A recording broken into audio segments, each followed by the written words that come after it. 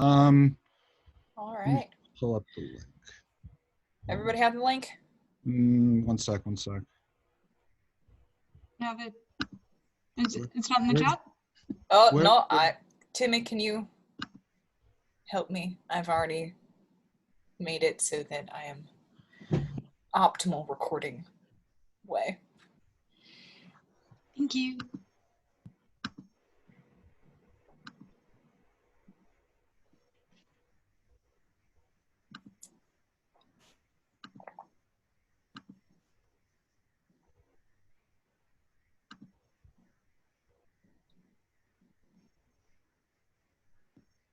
Okay. There we go. Good stuff. All right, I will start with stage directions. Richard II, Act 1, Scene 1. Synopsis. Henry Bolingbroke, the King Richard's cousin, publicly accuses Thomas Mowbray, Duke of Norfolk, for treason. Among Bolingbroke's charges is that Mowbray was responsible for the murder of Henry and Richard's uncle, the Duke of Gloucester. When Richard and Gaunt, Bolingbroke's father, are unable to reconcile Bolingbroke and Mowbray, Richard orders them to a trial by combat at Coventry. Scene 1. Enter King Richard, John of Gaunt, with 2 other nobles and attendants. Old John of Gaunt, time-honored Lancaster. Everyone can hear me, right? Okay, sorry. Hast thou, according to thy oath and band, brought hither Henry Hereford, thy bold son, here to make good the boisterous late appeal, which then our leisure would not let us hear, against the Duke of Norfolk, Thomas Mowbray. I have, my liege. Tell me moreover, hast thou sounded him if he appeal the Duke on ancient malice, or worthily, as a good subject should, on some known ground of treachery in him? As near as I could sift him on that argument, on some apparent danger seen in him, aimed at your highness, no inveterate malice. Then call them to our presence, An attendant exits. face to face, and frowning brow to brow, ourselves will hear the accuser and the accused freely speak. High-stomached are they both, and full of ire, in rage, death as the sea, hasty as fire. Enter Bolingbroke and Mowbray. Many years and happy days befall my gracious sovereign, my most loving king. Liege. Each day is still better others' happiness, until the heavens, envying earth's good hap, add an immortal title to your crown. Yeah, we thank you both, yet one but flatters us. As well appeareth by the cause you come, namely to appeal each other of high treason. Cousin of Hereford, what dost thou object against the Duke of Norfolk, Thomas Mowbray? First, heaven be the record to my speech. In the devotion of a subject's love, tendering the precious safety of my prince, and free from other misbegotten hate, I come appellant to this princely presence. Now, Thomas Mowbray, I do turn to thee, and mark my greeting well, for what I speak, my body shall make good upon this earth, or my divine soul answer it in heaven. Thou art a traitor and a miscreant, too good to be so, and too bad to live by. Since the more fair and crystal is the sky, the uglier seem the clouds that in it fly. Once more, the more to aggravate the note, with a foul traitor's name I stuff thy throat, and wish, so please my sovereign, ere I move, with what my tongue speaks, my right drawn sword may prove. Let not my cold words here accuse my zeal. 'Tis not the trial of a woman's war, the bitter clamor of 2 eager tongues can arbitrate this cause betwixt us twain. The blood is hot that must be cooled for this, yet can I not of such tame patience boast as to be hushed and not at all to say. First, the fair reverence of your highness curbs me from giving reins and spurs to my free speech, which else would pose until it had returned these these terms of treason double down his throat. Set aside his high blood's royalty and let him be no kinsman to my liege. I do defy him, and I spit at him, calling him a slanderous coward and a villain, which to maintain I would allow him odds and meet him, were I tied to run afoot even to the frozen ridges of the Alps or any other ground inhabitable wherever Englishman durst set his foot. Meantime, let this defend my loyalty. By all my hopes, most falsely doth he lie. Throwing down a gage. Pale, trembling coward, there I throw my gage, disclaiming here the kindred of the king, and lay aside my high blood's royalty, which fear, not reverence, makes thee to accept. If guilty dread have left thee so much strength, as in to take up mine honor's pawn, then stoop, by that and all the rights of knighthood, else I will make good against thee, arm to arm, what I have spoke or thou canst worse devise. Picking up the gage. I take it up, and by that sword I swear, which gently laid my knighthood on my shoulder, I'll answer thee in any fair degree or chivalrous design of knightly trial, and when I mount alive may I not light if I be traitor or unjustly bite. What doth our cousin lay to Mowbray's charge? It must be great that can inherit us so much as of a thought of ill in him. Look what I speak, my life shall prove it true, that Mowbray hath received 8,000 nobles in name of lendings for your highness's soldiers, which he hath detained for lewd employments, like a false traitor and injurious villain. Besides, I say, and will in battle prove, or here or elsewhere to the furthest verge that ever was surveyed by English eye, that all the treasons for these 18 years complotted and contrived in this land fetch from false Mowbray their first head in spring. Further, I say, and further will maintain upon his bad life to make all this good, that he did plot the Duke of Gloucester's death, suggest his soon believing adversaries, and consequently, like a traitor coward, sluiced out his innocent soul through streams of blood, which blood, like sacrificing Abel's, cries, even from the tongueless caverns of the earth, to me for justice and rough chastisement, and by the glorious worth of my descent, this arm shall do it, or this life be spent. How high a pitch his resolution soars! Thomas of Norfolk, what sayest thou to this? Oh, let my sovereign turn away his face and bid his ear a little while be deaf, till I have told this slander of his blood, how God and good men hate so foul a liar. Mowbray, impartial are our eyes and ears. Were he my brother, nay, my kingdom's heir, as he is but my father's brother's son. Now by my scepter's awe I make a vow. Such neighbor nearness to our sacred blood should nothing privilege him, nor partialize the unstooping firmness of my upright soul. He is our subject, Mowbray. So art thou. Free speech and fearless eye to thee allow. Jesus. Then Bolingbroke, as low as to thy heart, through the false passage of thy throat, thou liest. 3 parts of that receipt I had for Calais dispersed I duly to his highness's soldiers. The other part reserved I by consent, for that my son liege was in my debt, upon reminder of a dear account since last I went to France to fetch his queen. Now swallow down that lie. For Gloucester's death I slew him not, but to my own disgrace neglected my sworn duty in that case. For you, my noble lord of Lancaster, the honorable father to my foe, once did I lay an ambush for your life, and a trespass that doth vex my grieved soul. But ere I last received the sacrament, I did confess it, and exactly beg your grace's pardon, and I hope I had it. This is my fault.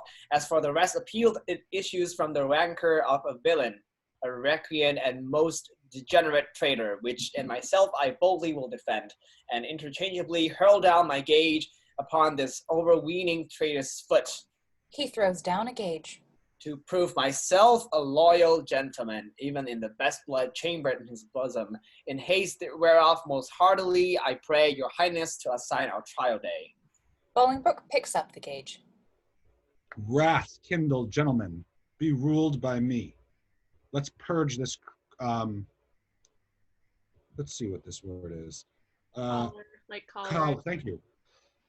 Let's purge this collar without letting blood. This we prescribe, though no physician. Deep malice makes too deep incision. Forget, forgive, conclude and be agreed. Our doctors say this is no month of bleed. Good uncle, let this end where it begun. We'll calm the Duke of Norfolk. Norfolk. How do I say this, guys? Norfolk? I will look it up. Let's see what the dictionary says, because Norfolk, it's a schwa, but I keep saying fuck. Nor fuck. Yeah, nor this dick. There's no L in the sounding it out. Yeah, so it is Norfolk, Norfolk. but it's not Norfolk. So it's like a Norfolk. It's like Norfolk. Yeah. Yes, Will come stress is on the first. Duke of Norfolk to you, your son. Jesus. To be a makepeace shall become my age. Throw down, my son, the Duke of Norfolk's gage. And Norfolk throw down his. When, Harry, when? Obedience bids, I should not bid again.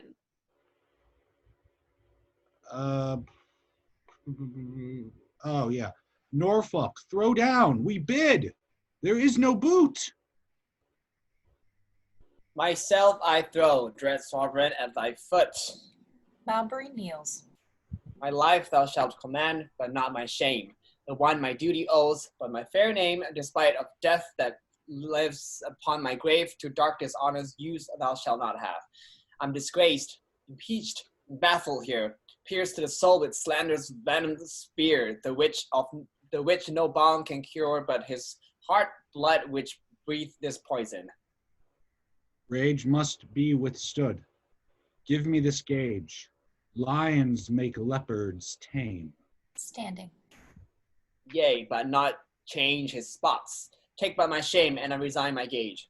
My dear, dear Lord, the purest treasure mortal times afford is spotless reputation. That away men are but gilded loam or painted clay. A jewel in a 10 times barred up chest is a bold spirit in a loyal breast. Mine honor is my life. Both grow in one. Take honor from me, and my life is done.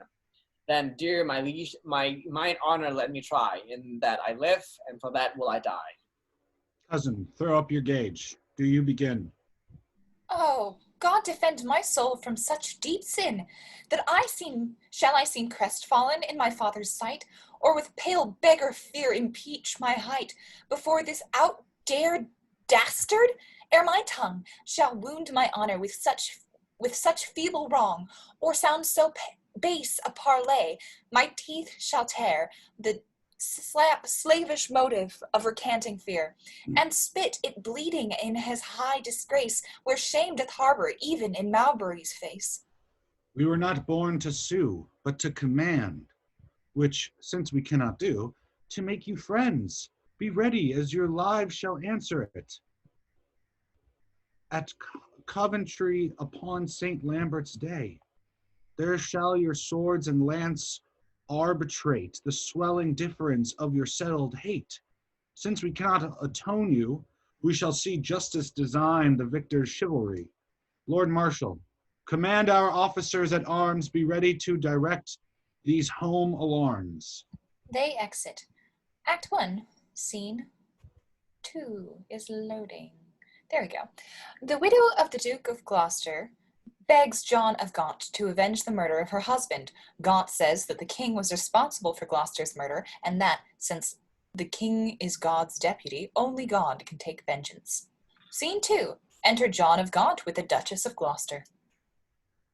Alas, the part I had in Woodstock's blood doth more solicit me than your exclaims to stir against the butchers of his life. But since correction lieth in those hands which made the fault that we cannot correct, put we our quarrel to the will of heaven, who, when they see the hours ripe on earth, will rain hot vengeance on offenders' heads. Finds brotherhood in thee no sharper spur. Hath love in thy old blood no living fire, Edward's 7 sons, whereof thyself art one, whereas 7 vials of his sacred blood, or 7 fair branches springing from one root. Some of those 7 are dried by nature's course, some of those branches by the destiny's cut. But Thomas, my dear lord, my life, my Gloucester, 1 vial full of Edward's sacred blood, 1 flourishing branch of his most royal root is cracked, and all the precious liquor spilt is hacked down, and his summer leaves are all faded by envy's hand and murder's bloody axe. Ah, Gaunt, his blood was thine, that bed, that womb, that metal, that self-mold that fashioned thee, made him a man.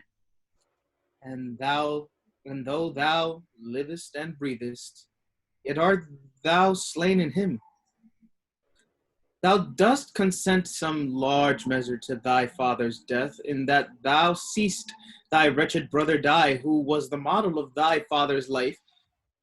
Call it not patience, Gaunt, it is despair. In suffering thus thy brother to be slaughtered, thou showest the naked pathway to thy life, teaching stern murder how to butcher thee.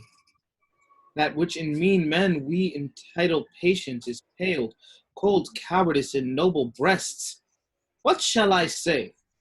To safeguard thine own life, the best way is to venge my Gloucester's death.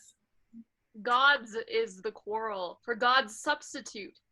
His deputy anointed in his sight hath caused his death, the which if wrongfully let heaven revenge, for I may never lift an angry arm against his minister. Where, then, alas, may I complain myself? To God, the widow's champion and defense. Why, then I will. Farewell, old Gaunt. Thou goest to Coventry, there to behold our cousin Hereford and fell Mowbray fight. Oh, sit husbands wrong on Hereford's spear, that it may enter butcher Mowbray's breast, or if misfortune miss the first career, be Mowbray's sins so heavy in his bosom that they may break his foaming cursor's back and throw the rider headlong in the lists. A caitiff recreant to my cousin Hereford. Farewell, old Gaunt. Thy sometimes brother's wife with her companion. Grief must end her life. Sister, farewell. I must to Coventry. As much good stay with thee as go with me. Yet 1 word more. Grief boundeth where it falls, not with the empty hollowness, but weight. I take my leave before I have begun, for sorrow ends not when it seemeth done. Commend me to thy brother Edmund York. Lo, this is all, nay, yet depart not so. Though this be all, do not so quickly go. I shall remember more. Bid him. What?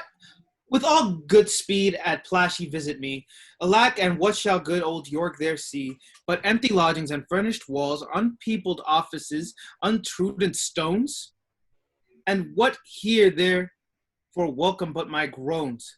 Therefore commend me, let him not come there to seek out sorrow, and dwells everywhere desolate. Will I hence and die?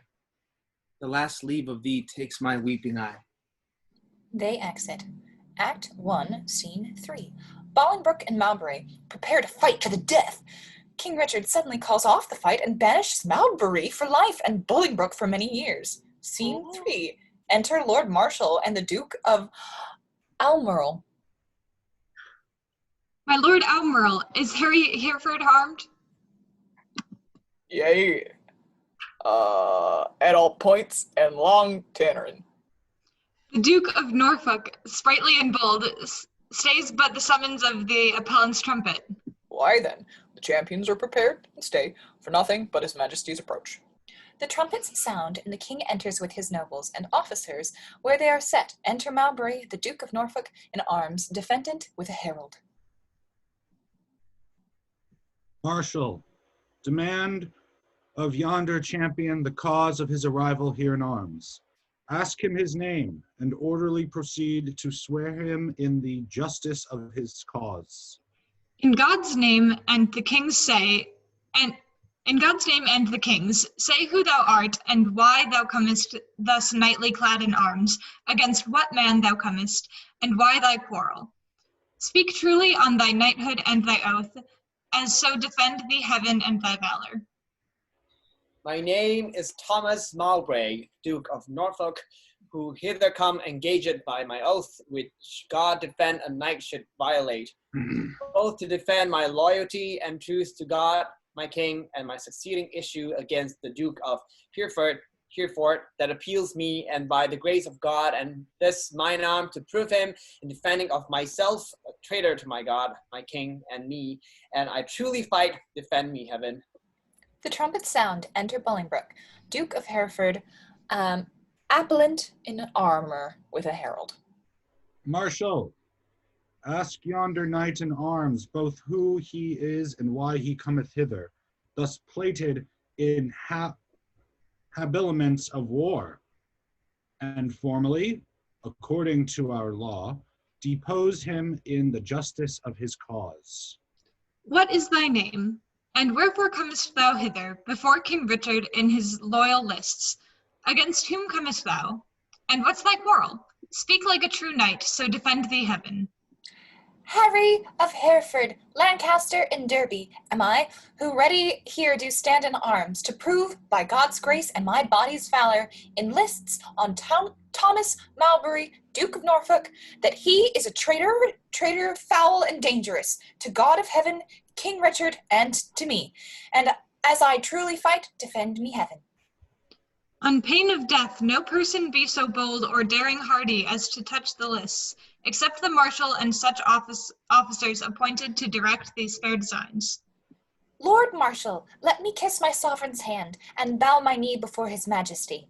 For Mowbray and myself are like two men that vow a long and weary pilgrimage, and then let us take a ceremonious leave and loving farewell of our several friends.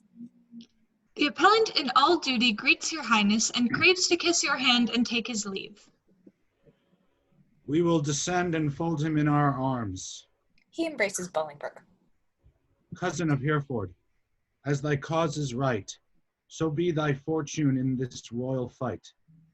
Farewell, my blood, which, if today thou shed, lament we may, but not revenge thee dead. Oh, let no noble eye profane a tear, for me, if I be gored with Mowbray's spear, as confident as the falcon's flight, against a bird do I with Mowbray fight. My loving lord, I take my leave of you, my noble cousin, Lord Almerle, not sick, although I have to do with death, but lusty, young, and cheerly drawing breath. Lo, as at English feasts, so I regret the daintiest last to make the end most sweet. O thou, the earthly author of my blood, whose useful spirit in me regenerate, doth with a twofold vigor lift me up to reach at victory above my head. Add proof unto mine armor with thy prayers, and with thy blessings steel my lance's point, that it may enter Mowbray's waxen coat, and furbish new the name of John of Gaunt, even in the lusty behavior of his son. God in thy good cause make thee prosperous. Be swift like lightning in the execution, and let thy blows, doubly redoubled, fall like amazing thunder on the casque of thy adverse pernicious enemy. Rouse up thy youthful blood, be valiant, and live. Mine innocence in St. George to thrive. However God or fortune cast my lot, there lives or dies true to King Richard's throne, a loyal, just, and upright gentleman. Never did captive with a freer heart cast off his chains of bondage and embrace his golden uncontrolled enfranchisement more than my dancing soul doth celebrate this feast of battle with mine adversary. Most mighty liege and my companion peers, take from my mouth the wish of happy years, as gentle and as jocund as to jest go I to fight. Truth had a quiet breast. Farewell, my lord. Securely I espy virtue with valor couched in thine eye. Order the trial, Marshal, and begin. Harry of Hereford, Lancaster, and Derby, receive thy lance, and God defend the right. He presents a lance to Bolingbroke. Strong as a tower in hope, I cry, Amen. Go bear this lance to Thomas, Duke of Norfolk. An officer presents a lance to Mowbray.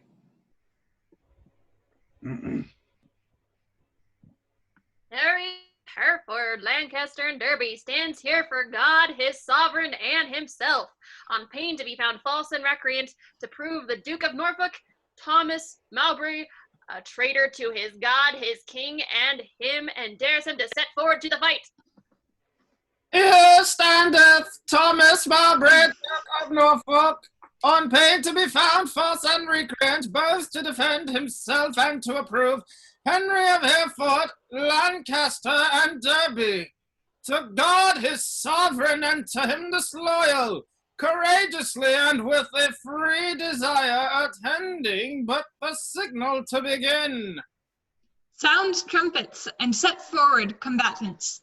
Trumpet sound, Richard throws down his warder. Stay, the king hath thrown his warder down.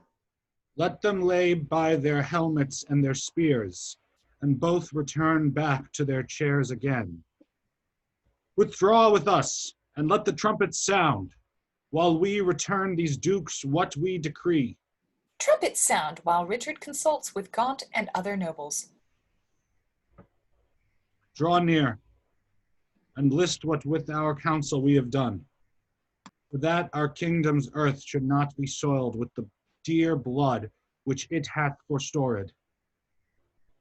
And for our eyes do hate the dire aspect of civil wounds plowed up with neighbor's sword.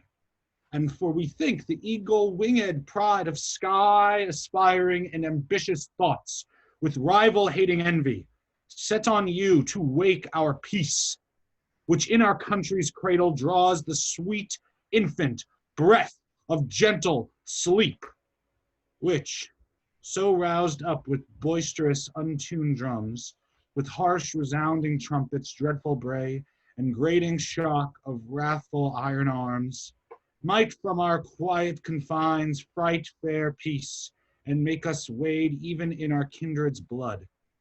Therefore we banish you our territories.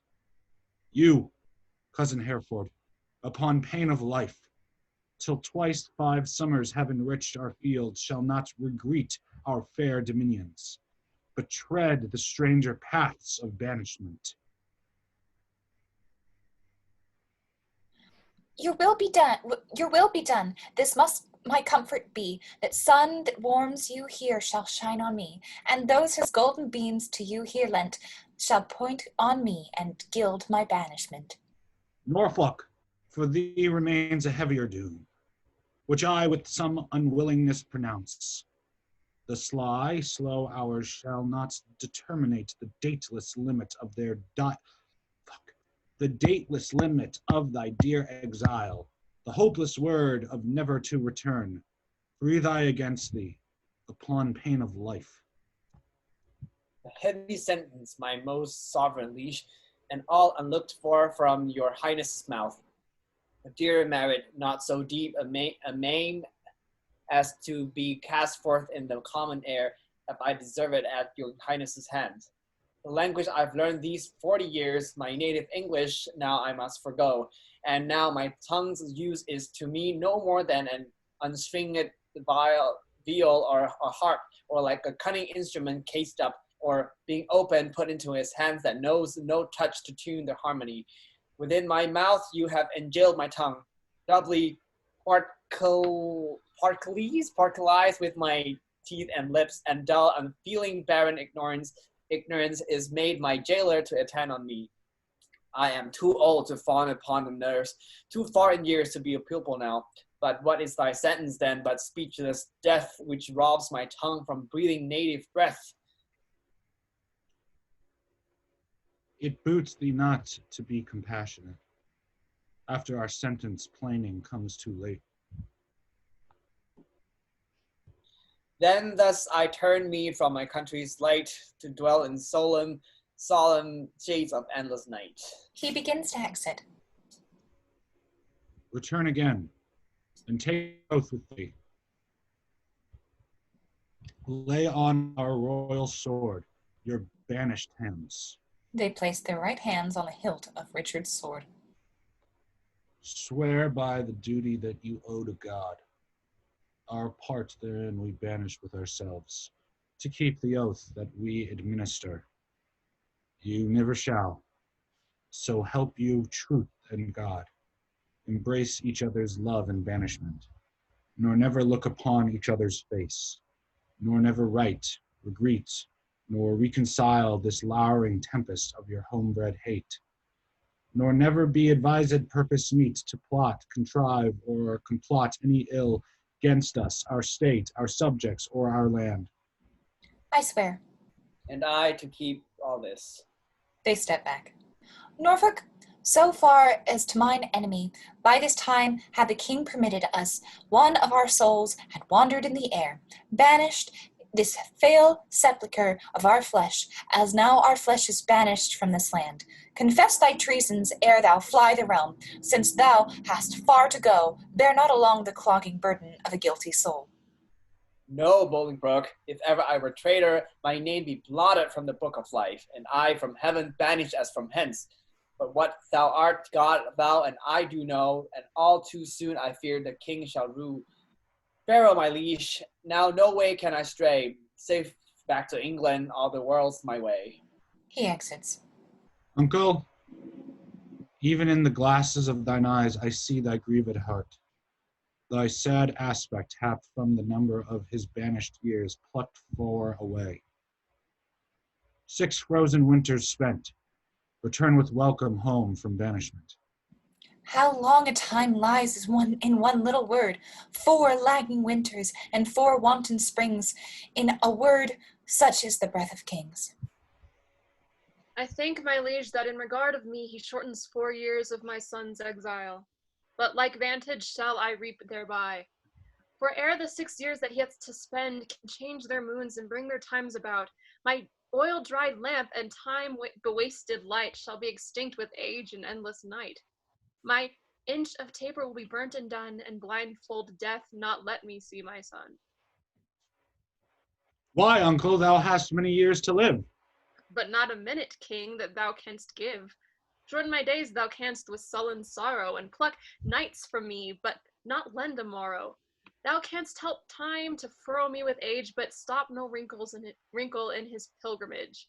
Thy word is current with him for my death, but dead thy kingdom cannot buy my breath. Thy son is banished upon good advice, whereto thy tongue a party verdict gave. Why at our justice seemst thou then to lour? Things sweet to taste prove in digestion sour. You urge me as a judge, but I had rather you would have bid me argue like a father. Oh, had it been a stranger, not my child, to smooth his faults I should have been more mild. A partial slander sought I to avoid, and in the sentence my own life destroyed. Alas, I looked when some of you should say I was too strict to make mine own away. But you gave leave to my unwilling tongue against my will to do myself this wrong. Cousin, farewell. And, uncle, bid him so. 6 years we banish him, and he shall go. Flourish, King Richard exits with his attendants. Oh God. Cousin, farewell. What presents must not know, from where you do remain let paper show. My lord, no leave take I, for I will ride as far as land will let me by your side. Oh, to what purpose dost thou hoard thy words, that thou returnest no greeting to thy friends? I have too few to take my leave of you, when the tongue's office should be prodigal, to breathe the abundant dolor of the heart. Thy grief is but thy absence for a time. Joy absent, grief is present for that time. What is 6 winters? They are quickly gone. To men enjoy, but grief makes 1 hour 10. Call it a travel that thou takest for pleasure. My heart will sigh when I miscall it so, which finds it an enforced pilgrimage. The sullen passions passage of thy weary steps esteem as foil wherein thou art to set the precious jewel of thy home return. Nay, rather every tedious stride I make will but remember me what a deal of the world I wander from the jewels that I love. Must I not serve a long apprenticehood to foreign passages, and in the end, having my freedom, boast of nothing else but that I was a journeyman to grief? All places that the eye of heaven visits are to a wise man ports and happy havens. Teach thy necessity to reason thus. There is no virtue like necessity. Think not the king did banish thee, but thou the king. Woe doth the heavier sit where it perceives it is but faintly born.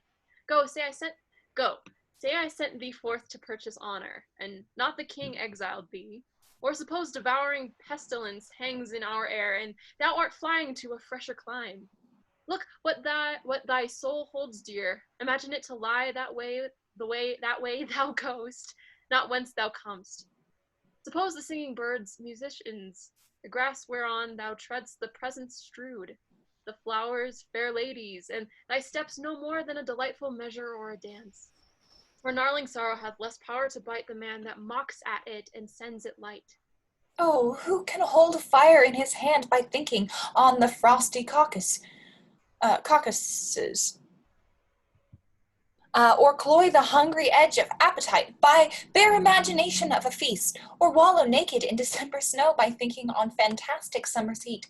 Oh, no, the apprehension of the good gives but the greater feeling to the worse. Fell sorrow's tooth doth never rankle more than when he bites, but lanceth not the sore. Come, come, my son, I'll bring thee on thy way. Had I thy youth and cause, I would not stay. Then England's ground. Farewell, sweet soil, adieu, my mother and my nurse that bears me yet. Where'er I wander, boast of this I can, though banished, yet a true-born Englishman. They exit. Act 1, Scene 4. Loads. Richard makes plans to fight in person in Ireland. To obtain money for the war against the Irish, he leases out crown lands and revenues in exchange for cash, and he gives his deputies in England power to demand large sums of money from the wealthy. News comes that John of Gaunt is gravely ill. Richard looks forward to using Gaunt's property to help fund the war. Dirk? Scene 4. Enter the king with Green and Bagot at one door, and the Lord Almerle at another. We did observe, cousin Almerle, how far brought you high Hereford on his way. I brought High Hereford, if you call him so, but to the next highway, and there I left him. And say, what store of parting tears were shed? Faith, none for me, except the northeast wind, which then blew bitterly against our faces, awaked the sleeping room, and so by chance did grace our hollow parting with a tear. What said our cousin when you parted with him? Farewell. And for my heart disdained that my tongue should so profane the word that taught me craft to counterfeit oppression of such grief. That word seemed buried in my sorrow's grave. Marry, the word farewell have lengthened hours and added years to his short banishment. He should have had a volume of farewells, but since it would not, he had none of me. He is our cousin, but 'tis doubt, when time shall call him home from banishment, whether our kinsmen come to see his friends, ourself and Bushy, Bagot here and Green, observed his courtship to the common people, how he did seem to dive into their hearts with humble and familiar courtesy, what reverence he did throw away on slaves, wooing poor craftsmen with the craft of smiles and patient underbearing of his fortune, as 'twere to banish their effects with him. Off goes his bonnet to an oyster wench. A brace of draymen bid God speed him well, and had the tribute of his supple knee, with thanks, my countrymen, my loving friends, as were our England in reversion his, and he our subjects' next degree in hope. Well, he is gone, and with him go these thoughts. Now for the rebels which stand out in Ireland, expedient manage must be made by liege. Here further leisure, yield them further means, for their advantage and your highness' loss. We will ourself in person to this war, and for our coffers with too great a court and liberal largesse are grown somewhat light. We are enforced to farm our royal realm. The revenue whereof shall furnish us for our affairs in hand, if that come short. Our substitutes at home shall have blank charters, whereto, when they shall know what men are rich, they shall subscribe them for large sums of gold and send them after to supply our wants. For we will make for Ireland presently. Enter Bushy. Bushy, what news? Old John of Gaunt is grievous sick, my lord, suddenly taken and hath sent post-haste to entreat your majesty to visit him. Where lies he? At Ely House. Now put it, God, in the physician's mind to help him to his grave immediately. The lining of his coffer shall make coats to deck our soldiers for these Irish wars. Come, gentlemen, let's all go visit him. Pray God we may make haste and come too late. Amen. They exit. Interesting. Act 2, Scene 1. John of Gaunt, knowing that he is dying, speaks plainly to Richard about his deficiencies as a king. Go Hell off, yeah. Haley. Richard expresses his fury. Gaunt is taken off stage and the word comes that he has died. Richard declares that all of Gaunt's possessions now belong to the crown and will be used to help fund his war in Ireland. After Richard exits, Northumberland and 2 other nobles lament the injustice done to Bolingbroke, and Northumberland reveals that Bolingbroke is on his way back to England. The 3 nobles set out to join him. Scene 1. Enter John of Gaunt, sick, with the Duke of York and attendants. Will the king come that I may breathe my last in wholesome counsel to his unstayed youth? Vex not yourself, nor strive not with your breath, for all in vain comes counsel to his ear. Oh, but they say the tongues of dying men enforce attention like deep harmony. Where words are scarce, they are seldom spent in vain, for they breathe truth that breathe their words in pain. He that no more must stay is listened more than they whom youth and ease have taught to gloze. More are men's ends marked than their lives before. The setting sun and music at the close, as the last taste of sweets is sweetest last, writ in remembrance more than things long past, though Richard my life's counsel would not hear, my death's sad tale may yet undeaf his ear. Oh, it is stopped with other flattering sounds, as praises of whose taste the wise are fond, lascivious meters to whose venom sound the open ear of youth doth always listen. Report of fashions in proud Italy, whose manners still our tardy apish nation limns after in base imitation, where doth the world thrust forth of vanity, so it benew there is no respect how vile, that is not quickly buzzed into his ears. Then all too late comes counsel to be heard, where will doth munity with wits regard. Direct not him whose way himself will choose. 'Tis breath thou lackst, and that breath wilt thou lose. Methinks I am a prophet new inspired, and thus expiring do foretell of him. His rash, fierce blaze of riot cannot last, for violent fires soon burn out themselves. Small showers last long, but sudden storms are short. He tires betimes that spurs too fast betimes. With eager feeding food doth chokes the feeder. Light vanity, insatiate cormorant, consuming means soon preys upon itself. This royal throne of kings, this sceptered isle, this earth of majesty, this seat of Mars, this other Eden, demi-paradise, this fortress built by nature for herself against infection and the hand of war, this happy breed of men, this little world, this precious stone set in the silver sea, which serves it in the office of a wall or as a moat defensive to a house, against the envy of less happier lands, this blessed plot, this earth, this realm, this England, This nurse, this teeming womb of royal kings, feared by their breed and famous by their birth, renowned for their deeds, as far from home for Christian service and true chivalry as is the sepulchre and stubborn Jewry of the world's ransom. Blessed Mary's Son, this land of such dear souls, this dear, dear land, dear for her reputation through the world, is now leased out. I die pronouncing it, like a tenement or pelting farm. England, bound in with the triumphant sea, whose rocky shore beats back the envious siege of watery Neptune, is now bound in with shame, with inky blots and rotten parchment bonds. This England that was wont to conquer others hath made a shameful conquest of itself. Ah, would the scandal vanish with my life? How happy then were my ensuing death. Enter King and Queen, Almoral, Bushy, Green, Bagot, Ross, Willoughby, etc. The king is come. Deal mildly with his youth, for young hot clothes being rain do rage the more. How fares our noble Duke Uncle Lancaster? What comfort, man? How is't with the aged Gaunt? Oh, how that name befits my composition. Old Gaunt indeed, and gaunt in being old. With my grave hath kept a tedious fast, and who abstains from meat that is not gaunt?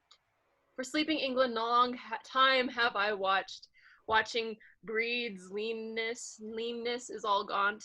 The pleasure that some fathers feed upon is my strict fast. I mean my child's looks. And there in fasting hast thou made me gaunt.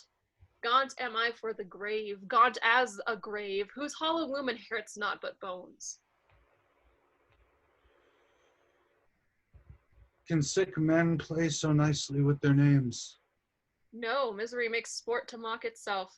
Since thou dost seek to kill my name and me, I mock my name, great king, to flatter thee. Should dying men flatter with those that live? No, no men living flatter those that die. Thou, now a dying, sayest thou flatterest me. Oh no, thou diest, though I sicker be. I am in health, I breathe, and see thee ill. Now he that made me knows I see thee ill. Ill in myself to see, and in thee seeing ill. Thy deathbed is no lesser than thy land, wherein thou liest in reputation sick. And thou, too careless patient as thou art, committest thy anointed body to the cure of those physicians that first wounded thee. 1,000 flatterers sit within thy crown, whose compass is no bigger than thy head, and yet encaged in so small a verge to waste in too small a verge. The waste is no whit lesser than thy land. Oh, had thy grandsire with a prophet's eye seen how his son's son should destroy his sons, from forth thy reach he would have laid thy shame, deposing thee before thou wert possessed, which art possessed now to depose thyself. Why, cousin, wert thou regent of the world, it were a shame to let this land by lease. But for thy world enjoying but this land, is it not more than shame to shame it so? Landlord of England art thou now, not king. Thy state of law is bondslave to the law, and thou suck. Lunatic, lean-witted fool. Presuming on an og's privilege, darest with thy frozen admonition make pale our cheek, chasing the royal blood with fury from his native residence. Now, by my seat's right royal majesty, wert thou not brother to greet Edward's son? This tongue that runs so roundly in thy head should run thy head from thy unreverent shoulders. Oh, spare me not my brother Edward's son, for that I was his father Edward's son. That blood already like the pelican hast thou tapped out and drunkenly caroused. My brother Gloucester, plain, well-meaning soul, whom fair befall in heaven amongst happy souls, may be a precedent and witness good that thou respectest not spilling Edward's blood. Join with the present sickness that I have, and thy unkindness be like crooked age to crop at once at too long withered flower. Live in thy shame, but die not shame with thee. These words hereafter thy tormentors be. Convey me to my bed, then to my grave. Love they to live that love and honor have.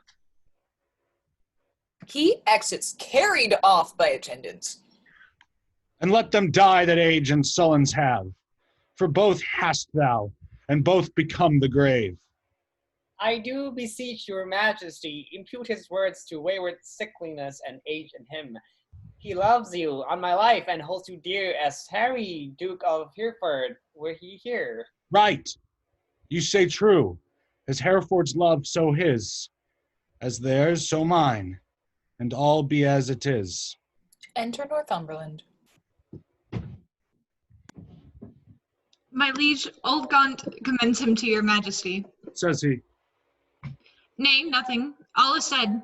His tongue is now a stringless instrument. Words, life, and all old Lancaster has spent. York the next that must be bankrupt, so, though death be poor, it ends a mortal woe. The ripest fruit first falls, and so doth he. His time is spent. Oh, our pilgrimage must be. So much for that. Now for our Irish wars. We must supplement those rough, rug-headed kern, which live like venom where no venom else, but only they have privilege to live, and for these great affairs do ask some charge. Towards our assistance we do seize to us the plate, coin, revenues, and movables, whereof our uncle Gaunt did stand possessed. How long shall I be patient? How long shall tender duty make me suffer wrong? Not Gloucester's death, nor Hereford's banishment, nor Gaunt's rebukes, nor England's private wrongs, nor the prevention of poor Bolingbroke's about his marriage, nor my own disgrace have ever made me sour my patient cheek, or bend one wrinkle on my sovereign's face. I am the last of noble Edward's sons, of whom thy father, Prince of Wales, was first. In war was never lion raged more fierce, in peace was never gentle lamb more mild than was that young and princely gentleman. His face thou hast, or even so looked he, accomplished with the number of thy hours. But when he frowned, it was against the French and not against his friends. His noble hand did win what he did spend, and spent not that which his triumphant father's hand had won. His hands were guilty of no kindred blood, but bloody with the enemies of his kin. Oh, Richard, York is so far gone with grief, or else he never would compare between. Well, uncle, what's the matter? Oh, my liege, pardon me if you please. If not, I, please not to be pardoned, am content withal. Seek you to seize and gripe into your hands the royalties and right of banished Hereford? Is not Gaunt dead? And doth not Hereford live? Was not Gaunt just, and is not Harry true? Did not the one deserve to have an heir? Is not his heir a well-deserving son? Take Hereford's right away, and take from time his charters and his customary rights. Let not tomorrow then ensue today. Be not thyself, for how art thou a king, but by fair sequence and succession? Now, for God forbid I say true, if you do wrongly seize Hereford's right, call in the latter's patents that he had by his attorney general to sue his livery and deny his offered homage. You pluck 1,000 dangers on your head. You lose 1,000 well-disposed hearts, and prick my tender patience to those thoughts which honor and allegiance cannot think. Think what you will. We seize into our hands his plate, his goods, his money, and his lands. I'll not be by the while, my liege, farewell. What will ensue hereof, there's none can tell, but by bad courses may be understood that their events can never fall out good. Go, He exits. go, Bushy, to the Earl of Wiltshire straight. Bid him repair to us Ely House, to see this business. Tomorrow next we will for Ireland, and 'tis time I trow. And we create in absence of ourself, our uncle York, Lord Governor of England, for he is just and always loved us well. Come on, our queen, tomorrow must we part. Be merry, for our time of stay is short. King and queen exit, with others, Northumberland, Willoughby, and Ross remain. Well, lords, the Duke of Lancaster is dead. And And living living too, for now his son is Duke. Early in title, not in revenues. Richly in both, if justice had her right. My heart is great, but it must break with silence, ere it be disburdened with a liberal tongue. Nay, speak thy mind, and let him ne'er speak more that speaks thy words again to do thee harm. Tends that thou wouldst speak to the Duke of Hereford. If it be so, out with it boldly, man. Out with it boldly, man. Quick is mine ear to hear of good towards him.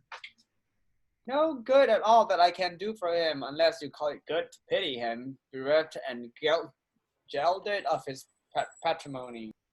Now, afore God, 'tis shame such wrongs are born in him, a royal prince, and many more of noble blood in this declining land. The king is not himself, but basely led by flatterers, and what they will inform merely in hate against any of us all, that will the king severely prosecute against us, our lives, our children, and our heirs. The commons hath he pilled with grievous taxes, and quite lost their hearts. The nobles hath he fined for ancient quarrels, and quite lost their hearts. And daily new exactions are devised, as blanks benevolence and I would not what, but that I God's name doth become of this. Wars hath not wasted it, for reward he hath not, but basely yielded upon compromise that which his noble ancestors achieved with blows. More hath he spent in peace than they in wars. Earl of Wiltshire hath the realm in farm. The king grown bankrupt like a broken man. Reproach and dissolution hangeth over him.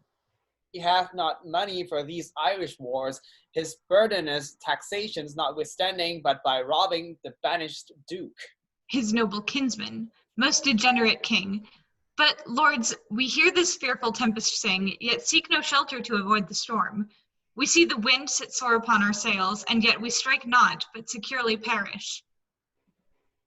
We see the very wrack that we must suffer, and unavoided is the danger now for suffering so the causes of our wrack. Not so. Even through the hollow eyes of death I spy life peering, but I dare not say how near the tidings of our comfort is. Nay, let us share thy thoughts as thou dost ours. Be confident to speak, Northumberland. We three are but thyself, and speaking so, thy words are but as thoughts. Therefore, be bold. Then thus, I have from Le Port Blanc, a bay in Brittany, received intelligence that Harry, Duke of Hereford, Reynold Lord Cobham, that late broke from the Duke of Exeter, his brother, Archbishop late of Canterbury, Sir Thomas Epringham, Sir John Ramsden, Sir John Norbury, Sir Robert Waterton, and Francis Coynt, all these well furnished by the Duke of Brittany, with 8 tall ships, 3,000 men of war, are making hither with all due expedience, and shortly mean to touch our northern shore.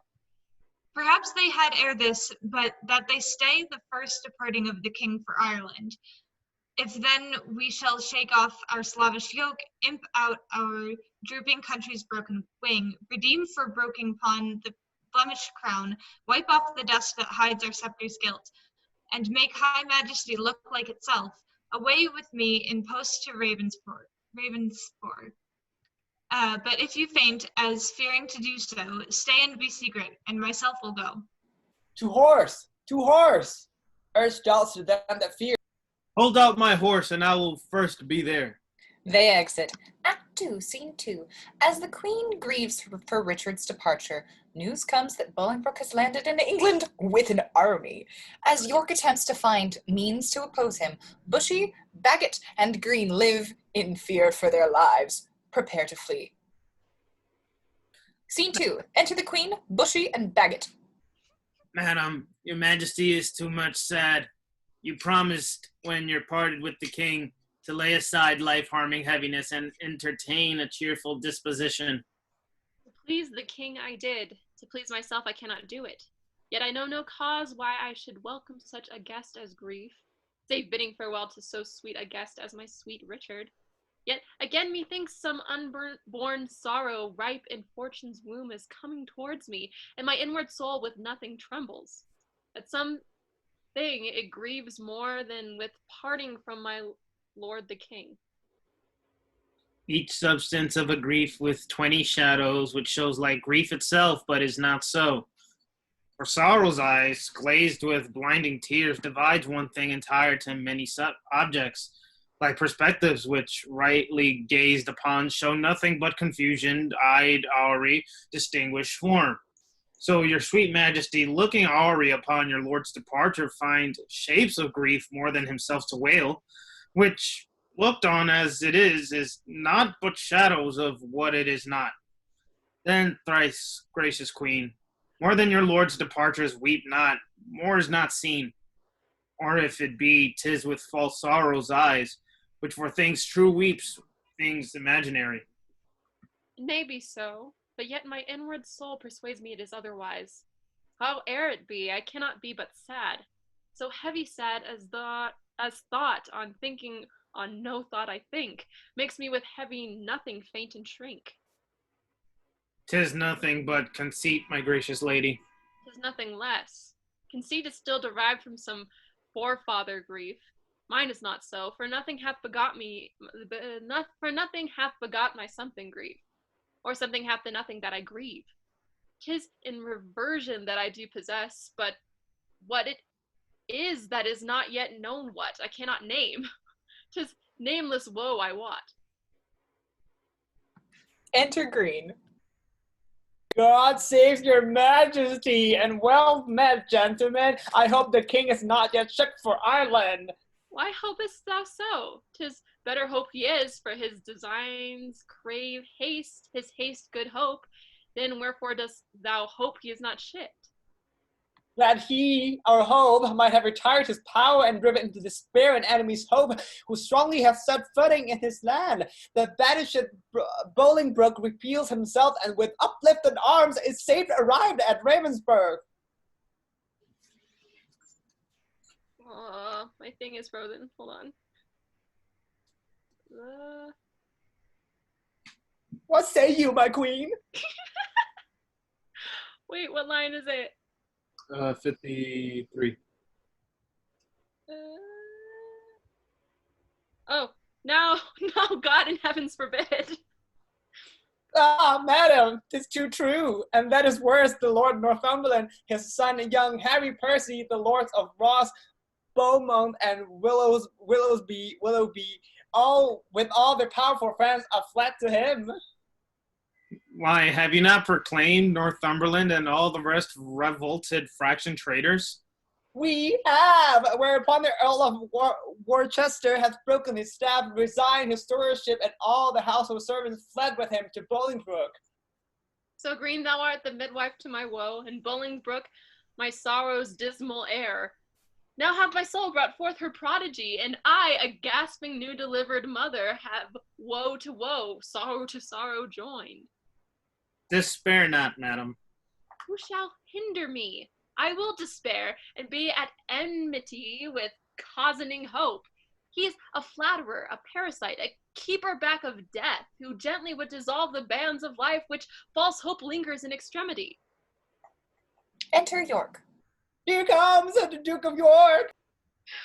With signs of war about his aged neck. Oh, full of careful business are his looks. Uncle, for God's sake, speak comfortable words. Timmy, aren't you also York? Should I do so, I should belie my thoughts, the comforts in heaven, and we are on earth, where nothing lives but crosses, cares, and grief. Your husband, he is gone to save far off, whilst others come to make him lose at home. Here am I left to underprop his land, who, weak with age, cannot support myself. Now comes the sick hour that his surfeit made, and shall he try his friends that flattered him? Enter a serving man. My lord, your son was gone before I came. He was? Why, so go all which way it will. The nobles, they are fled. The commons, they are cold, and will, I fear, revolt on Hereford's side. Sirrah, get thee to Plashy, to my sister Gloucester. Bid her send me presently £1,000. Hold, take my ring. My lord, I had forgot to tell your lordship. Today as I came by, I called there, but I shall grieve you to report the rest. What is, knave? An hour before I came, the Duchess died. God for his mercy, what a tide of woes come rushing in this woeful land at once. I know not what to do. I would to God, but my untruth had not provoked him to it. The king had cut off my head with my brothers. What, are there no posts dispatched for Ireland? How shall we do for money for these wars? Come, sister, cousin, I would say, pray pardon me. Go, fellow, get thee home. Provide some carts and bring away the armor that is there. Serving man exits. Gentlemen, will you go, masterman? If I know how or which way to order these affairs, thus disorderly thrust into my hands, never believe me. Both are my kinsmen. One is my sovereign, whom both my oath and duty bids defend. The other again is my kinsman, whom the king hath wronged, whom conscience and my kindred bids to right. Well, somewhat we must do. Come, cousin, I'll dispose of you. Gentlemen, go muster up your men and meet me presently at Berkeley. I should to splash you too, but time will not permit. All is uneven and everything is left at 6 and 7. Duke of York and Queen exits. Bushy, Green, and Bagot remain. The wind sets fair for news to go for Ireland, but none returns. For us to levy power proportionable to the enemy is all impossible. Besides, our nearness to the king in love is near the hate of those love not the king. And that is the wavering commons, for their love lies in their purpose, and whoso empties them, so much fills their heart with deadly hate. Wherein the king stands generally condemned. If judgment lie in them, then so do we, because we never have been near the king. Well, I will for refuge straight to Bristol Castle. The Earl of Wiltshire is already there. Thither will I with you, for a little office will the hateful commons perform for us, except like curs to tear us all to pieces. Will you go along with us? No, I will to Ireland to his majesty. Farewell. If hearts presages but not vain, we three here part that ne'er shall meet again. That says York strives to beat back Bolingbroke. Alas, a poor duke, the task he undertakes is numbering sands and drinking oceans dry. Where one on his side fights, thousands will fly. Farewell at once, for all, and ever. Well, we may meet again. I fear me, never. They exit. Act 2, Scene 3. Wow. Bolingbroke and Northumberland. Things are going really well. Act 2, Scene 3. Bolingbroke and Northumberland, just outside of Berkeley Castle, meet young Henry Percy, Northumberland's son. When the Duke of York enters, he chastises Bolingbroke for coming back to England, but admits to being powerless to stop him, and finally offers him hospitality at Berkeley Castle. Scene 3. Enter Bolingbroke, Duke of Hereford, and Northumberland. How far is it, my lord, to Berkeley now? Believe me, noble lord, I am a stranger here in Gloucestershire. These high wind hills and rough uneven ways draws out our miles and makes them wearisome. And yet your fair discourse hath been as sugar, making the hard way sweet and delectable. But I bethink me what a weary way from Ravensport to Cotchel will be found. In Ross and Willoughby wanting your company, which I protest hath very much beguiled the tediousness and process of my travel. But theirs is sweetened with the hope to have the present benefit which I possess, and hope to joy is little less in joy than hope enjoyed. By this the weary lords shall make their way seem short, as mine hath done, by sight of what I have, your noble company. Of much less value is my company than your good words. But who comes here? Enter Harry Percy. It is my son, young Harry Percy, sent from my brother Worcester, whencesoever. Harry, how fares your uncle? I had thought, my lord, to have learned his health of you. Why, is he not with the queen? No, my good lord, he hath forsook the court, broken his staff of office, and dispersed the household of the king. What was his reason? He was not so resolved when we last spake together. Because your lordship was proclaimed traitor, but he, my lord, is gone to Ravensburg to offer service to the Duke of Hereford, and sent me over by Berkeley to discover what power the Duke of York had levied there, then with directions to repair to Ravensburg. Have you forgot the Duke of Hereford, boy? No, my good lord, for that is not forgot which ne'er I did remember. To my knowledge, I never in my life did look on him. Then learn to know him now. This is the Duke. My gracious lord, I tender you my service, such as it is, being tender, raw, and young, which elder days shall ripen and confirm to more proved service and desert. I thank thee, gentle Percy, and be sure I count myself in nothing else so happy as in a soul remembering my good friends. And as my fortune ripens with thy love, it shall be still thy true love's recompense. My heart this covenant makes, and my hand thus seals it. Gives Percy his hand. How far is it to Berkeley, and what stir keeps good old York there with his men of war? There stands the castle by yon tuft of trees, manned with 300 men, as I have heard, and in it are the lords of York, Berkeley, and Seymour, none else of name and noble estimate. Enter Ross and Willoughby. Here comes the lords of Ross and Willoughby, bloody with spurring, fiery red with haste. Welcome, my lords. I wot your loves pursues a banished traitor. All my treasury is yet but unfelt thanks, which more enriched shall be your love and labor's recompense.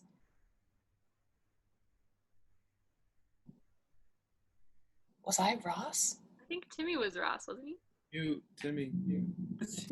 Your presence makes us rich, most noble lord. Sorry. Yeah. And far surments our labor to attain it. Evermore thanks the exchequer of the poor, which till my infant fortune comes to years stands for my bounty. But who comes here? Enter Berkeley. It is my lord of Berkeley, as I guess. My lord of Hereford, my message is to you. My lord, my answer is to Lancaster, and I am come to seek that name in England, and I must find that title in your tongue before I make reply to aught you say. Mistake me not, my lord, it is not my meaning to raise one title of your honor out. To you, my lord, I come, what lord you will, from the most gracious regent of this land, the Duke of York, to know what pricks you on, to take advantage of the absent time and fright our native peace with self-born arms. Enter York. I shall not need transport my words by you. Here comes his grace in person. He kneels. My noble uncle. Show me thy humble heart and not thy knee, whose duty is deceivable and false. My gracious uncle. Tut, tut.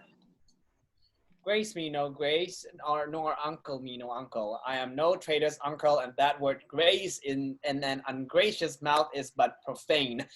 What have those banished and forgotten legs dared once to touch the dust of England's ground? But then, why have they dared to march so many miles upon her peaceful bosom, frightening her pale-faced villages with war and ostentation of despised arms? Comest thou because the anointed king is hence?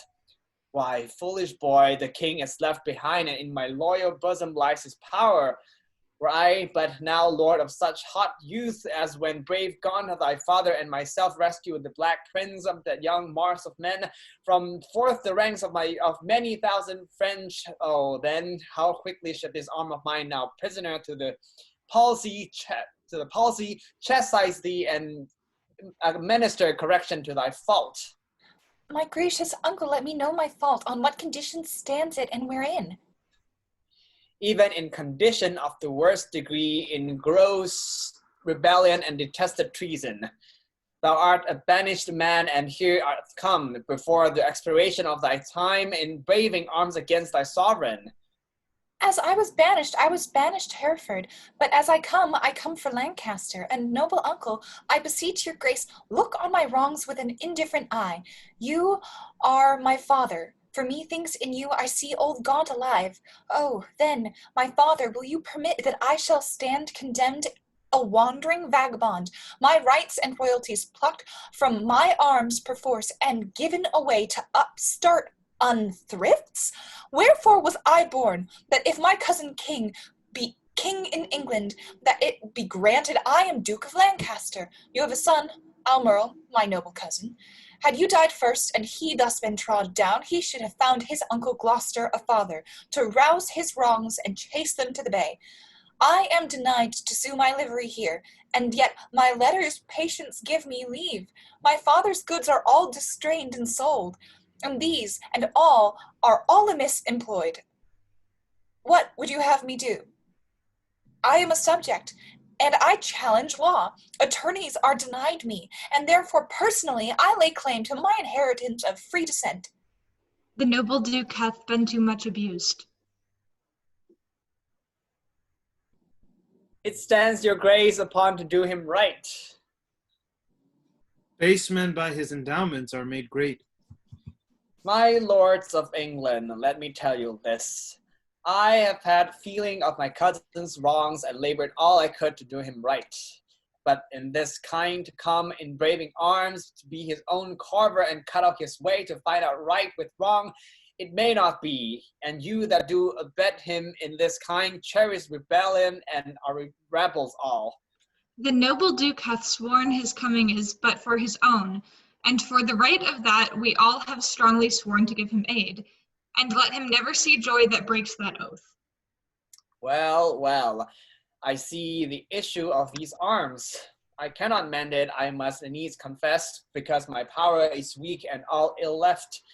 But if I could, by him that gave me life, I would attach you all and make you stoop upon the sovereign mercy of the king.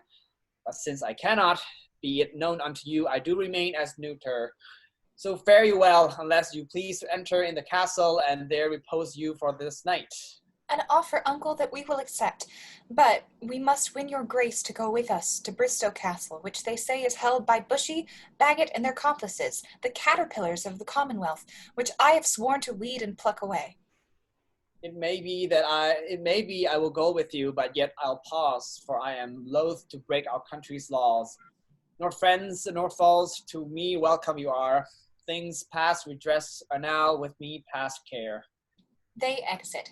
Act 2, Scene 4. The Welsh troops, having waited 10 days for Richard's return, disperse. The Earl of Salisbury predicts that Richard stands on the edge of defeat. Scene 4. Enter Earl of Salisbury and a Welsh captain. My lord of Salisbury, we have stayed 10 days and hardly kept our countrymen together, and yet we hear no tidings from the king. Therefore we will disperse ourselves. Farewell. Stay yet another day, thou trusty Welshman. The king reposeth all his confidence in thee. 'Tis thought the king is dead. We will not stay. The bay trees in our country are all withered, and meteors fright the fixed stars of heaven. The pale-faced moon looks bloody on the earth, and lean-looked prophets whisper fearful change. Rich men look sad, ruffians dance and leap, the one in fear to lose what they enjoy, the other to enjoy by rage and war. These signs forerun the death or fall of kings. Farewell, our countrymen are gone and fled, as well assured Richard their king is dead. He exits. Ah, Richard, with the eyes of heavy mind, I see thy glory like a shooting star falling to the base earth from the firmament. Thy sun sets weeping in the lowly west, witnessing storms to come, woe and unrest. Thy friends have fled to wait upon thy foes, and cross thee to thy good all fortune goes. He exits. All right, Act 3, Scene 1. Bolingbroke sentences Bushy and Green to death. That's short and sweet. Scene 1. Enter Bolingbroke, Duke of Hereford, York, Northumberland, and lords, and Bushy and Green prisoners. Bring forth these men, Bushy and Green. I will not vex your souls, since presently your souls must part your bodies, with too much urging your pernicious lives. For 'twere no charity yet to wash your blood from off my hands. Here in the view of men I will unfold some causes of your deaths. You have misled a prince, a royal king, a happy gentleman in blood and lineaments, and by you unhappied and disfigured clean. You have in a manner with your sinful hours made a divorce betwixt his queen and him, broke the possessions of a royal bed, and stained the beauty of a fair queen's cheeks, with tears drawn from her eyes by your foul wrongs. Myself, by a prince by fortune of my birth, near to the king in blood and near in love, till you did make him misinterpret me, have stooped my neck under your injuries and sighed my English breath in foreign clouds, eating the bitter bread of banishment. Whilst you have fed upon my seigneuries, disparked my parks, and felled my forest woods, from my own windows torn my household coat, raised out my impress, leaving me no sign save men's opinions and my living blood to show the world I am a gentleman. This and much more than twice all this, condemns you to death. See them delivered over to execution and to the hands of death. More welcome is the stroke of death to me than Bolingbroke to England. Lord, farewell. My comfort is that heaven will take our souls and plague injustice with the pains of hell. My Northumberland, see them dispatched. Northumberland exits with Bushy and Green. Uncle, you say the queen is at your house. For God's sake, fairly let her be entreated. Tell her I send her my kind commends. Take special care my greetings be delivered. A gentleman of mine I have dispatched with letters of your love to her at large. Thanks, gentle uncle. Come, lords, away, to fight with Glendower and his complices, a while to work, and after holiday. They exit. Act 3, Scene 2. Richard, landing in England, greets his kingdom and expresses certainty that God will protect him against Bolingbroke's threat. He learns that Welsh troops have dispersed and that his close friends have been executed, and that York and Richard's other supporters have joined with Bolingbroke. Richard orders his army discharged and retreats to Flint Castle. Scene 2. Drums, flourish, and colors. Enter the king, Admiral Carlisle, and soldiers. Barcloughley Castle, call they this at hand? Yea, my lord, how brooks your grace the air after your late tossing on the breaking seas? Needs must I like it well. I weep for joy to stand upon my kingdom once again. He kneels. Dear earth, I do salute thee with my hand, though rebels wound thee with their horses' hoofs, as a long-parted mother with her child plays fondly with her tears and smiles in meeting. So, weeping, smiling, greet I thee, my earth, and do thee favors with my royal hands. Feed not thy sovereign's foe, my gentle earth, nor with thy sweets comfort his ravenous sense, but let thy spiders that suck up thy venom and heavy-gated toads lie in their way, doing annoyance to the treacherous feet, which with usurping steps do trample thee. Yield stinging nettles to mine enemies, and when they from thy bosom pluck a flower, guard it, I pray thee, with a lurking adder, whose double tongue may with a mortal touch throw death upon thy sovereign's enemies. Mock not my senseless conjuration, lords. This earth shall have a feeling, and these stones prove armed soldiers ere her native king shall falter under foul rebellion's arms. You're not, my lord, that power that made you king, your power to keep you king in spite of all. The means that heavens yield must be embraced and not neglected, else heaven would, and we will not. Heaven's offer we refuse, the proffered means of succor and redress. It means, my lord, that we are to remiss whilst Bolingbroke through our security grows strong and great in substance and in power. Discomfortable cousin, knowst thou not that when the searching eye of heaven is hid behind the globe that lights the lower world, then thieves and robbers range abroad unseen and murders and in outrage boldly here? But when from under this terrestrial ball he fires the proud tops of the eastern pines and darts his light through every guilty hole, then murders, treasons, and detested sins, the cloak of night being plucked from off their backs, stand bare and naked, trembling at themselves. So when this thief, this traitor Bolingbroke, who all this while hath revelled in the night, whilst we were wandering with the Antipodes, shall see us rising in our throne, the east, his treasons will sit blushing in his face, not able to endure the sight of day, but self-affrighted tremble at his sin. Not all the water in the rough rude sea can wash the balm off from an anointed king. The breath of worldly men cannot depose the deputy elected by the Lord. For every man that Bolingbroke hath pressed to lift shrewd steel against our golden crown, God for his Richard hath in heavenly pay a glorious angel. Then, if angels fight, weak men must fall, for heaven still guards the right. Welcome, my lord. Enter Salisbury.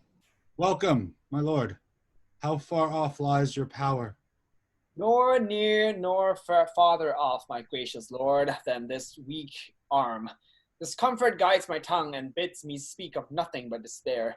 One day too late, I fear me, noble lord, hath clouded all thy happy days on earth. Oh, call back yesterday, bedtime return, and thou shalt have 12,000 fighting men. Today, unhappy day too late, overthrows thy joys, friends, fortune, and thy state. For all the Welshmen, hearing thou wert dead, are gone to Bolingbroke, dispersed and fled. Comfort, my liege, what looks your grace so pale? But now the blood of 20,000 men did triumph in my face, and they are fled. Until so much blood thither come again, have I not reason to look pale and dead? All souls that will be safe fly from my side, for time hath set a blot upon my pride. Comfort, my liege, remember who you are. I had forgot myself. Am I not king? Awake, thou coward majesty, thou sleepest. Is not the king's name 20,000 names? Arm, arm my name. A puny subject strikes at thy great glory. Look not to the ground. You favorites of a king, are we not high? High be our thoughts. I know my uncle York hath power enough to serve our turn, but who comes here? Enter Scroop. Oh, is it Lord Scroop of Masham? More health and happiness betide my liege, than can my care-tuned tongue deliver him. Mine ear is open and my heart prepared. The worst is worldly loss thou canst unfold. Say, is my kingdom lost? Why, 'twas my care. And what loss is it to be rid of care? Strives Bolingbroke to be as great as we? Greater he shall not be. If he serve God, we'll serve him too and be his fellow so. Revolt our subjects? That we cannot mend. They break their faith to God as well as us. Cry woe, destruction, ruin, and decay. The worst is death, and death will have his day. Glad I am that your highness is so armed to bear the tidings of calamity. Like an unseasonable stormy day, which makes the silver rivers drown their shores, as if the world were all dissolved to tears, so high above his limits swells the rage of Bolingbroke, covering your fearful land with hard bright steel and hearts harder than steel. White beards have armed their thin and hairless scalps against thy majesty's boys with women's voices, strive to speak big and clap their female joints in stiff unwieldy arms against thy crown. Thy very beadsmen learn to bend their bows of double fatal yew against thy state. Yea, distaff women manage rusty bills against thy seat, both young and old rebel, and all goes worse than I have power to yell. Too well. Too well thou tell'st a tale so ill. Where is the Earl of Wiltshire? Where is Bagot? What has become of Bushy? Where is Green? That they have let the dangerous enemy measure our confines with such peaceful steps. If we prevail, their heads shall pay for it. I warrant they have made peace with Bolingbroke. Peace have they made with him indeed, my lord. Oh, villains, vipers, damned without redemption, dogs easily won to fawn at any man, snakes in my heart, blood warmed, that sting my heart. 3 Judases, each one thrice worse than Judas. Would they make peace? Terrible hell, make war upon their spotted souls for this. Sweet love, as he changing his property, turns to the sourest and most deadly hate again, uncurse their souls. Their peace is made with heads and not with hands. Those whom you curse have felt the worst of deaths, destroying wound and lie full low graved in the hollow ground. Is Bushy, Green, and the Earl of Wiltshire dead? Aye, all of them at Bristol lost their heads. Where's the Duke and my father with his power? No matter where, our comfort no man speak. Let's talk of graves, of worms and epitaphs. Make dust our paper, and with rainy eyes write sorrow on the bosom of the earth. Let's choose executors and talk of wills, and yet not so. For what can we bequeath save our disposed bodies to the ground? Our lands and our lives, and all our Bolingbroks, and nothing can we call our own but death, and that small model of the barren earth which serves as paste and cover to our bones. For God's sakes, let us sit upon the ground and tell sad tales of death of kings, how some have been deposed, some slain in war, some haunted by the ghost they have deposed, some poisoned by their wives, some sleeping killed, all murdered.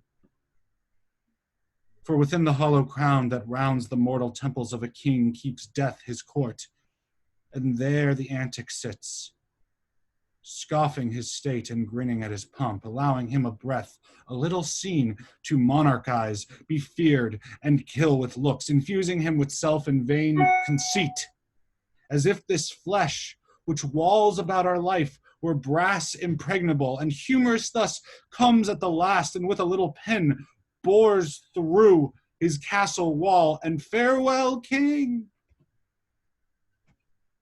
Cover your heads, and mock not flesh and blood with solemn reverence.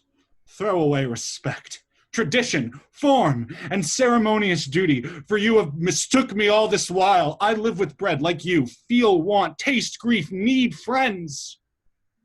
Subjected thus, how can you say to me I am a king? My lord, wise men ne'er sit and wail their woes, but presently prevent the ways to wail. To fear the foe, since fear oppresseth strength, gives in your weakness and strength unto your foe, and so your follies fight against yourself. Fear, and be slain. No worse can come to fight, and fight and die is death destroying death, where fearing dying pays death's servile breath. My father hath a power. Inquire of him and learn to make a body of a limb. Thou chidst me well, proud Bolingbroke. I come to change blows with thee for our day of doom. This ague fit of fears overblown, an easy task it is to win our own. Say, Scroop, where lies our uncle with his power? Speak sweetly, man, although thy looks be sour. Men judge by the complexion of the sky, the state and inclination of the day. So may you by my dull and heavy eye. My tongue hath but a heavier tale to say. I play the torturer by small and small to lengthen out the worst that must be spoken. Your uncle York is joined with Bolingbroke, and all your northern castles yielded up, and all your southern gentlemen in arms upon his party. Thou hast said enough. Beshrew thee, cousin, which didst lead me forth. Of that sweet way I was into despair, what say you now? What comfort have we now? By heaven, I'll hate him everlastingly, that bids me be of comfort any more. Go to Flint Castle, there I'll pine away. A king, woe slave, shall kingly woe obey, that power I have discharge, and let them go to ear the land that hath some hope to grow, for I have none. Let no man speak again to alter this, for counsel is but vain. My liege, one word. He does me double wrong that wounds me with the flatteries of his tongue. Discharge my followers, let them hence away from Richard's night to Bolingbroke's fair day. They exit. Act 3, Scene 3. Bolingbroke, approaching Flint Castle, learns that Richard is within. In answer to Bolingbroke's trumpets, Richard and Almerle appear on the battlements. Northumberland presents Bolingbroke's demands, and Richard yield Bolingbroke's lineal royalties and lift the sentence of banishment. Richard agrees. Northumberland returns and asks that Richard descend to Bolingbroke, who awaits him in the outer court. The cousins meet, and Richard expresses willingness to yield to Bolingbroke and accompany him to London. Scene 3. Enter with drum and colours, Bolingbroke, York, Northumberland, and soldiers and attendants. So that by this intelligence we learn the Welshmen are dispersed, and Salisbury is gone to meet with the king, who lately landed with some few private friends upon this coast. The news is very fair and good, my lord. Richard not far from hence hath hid his head.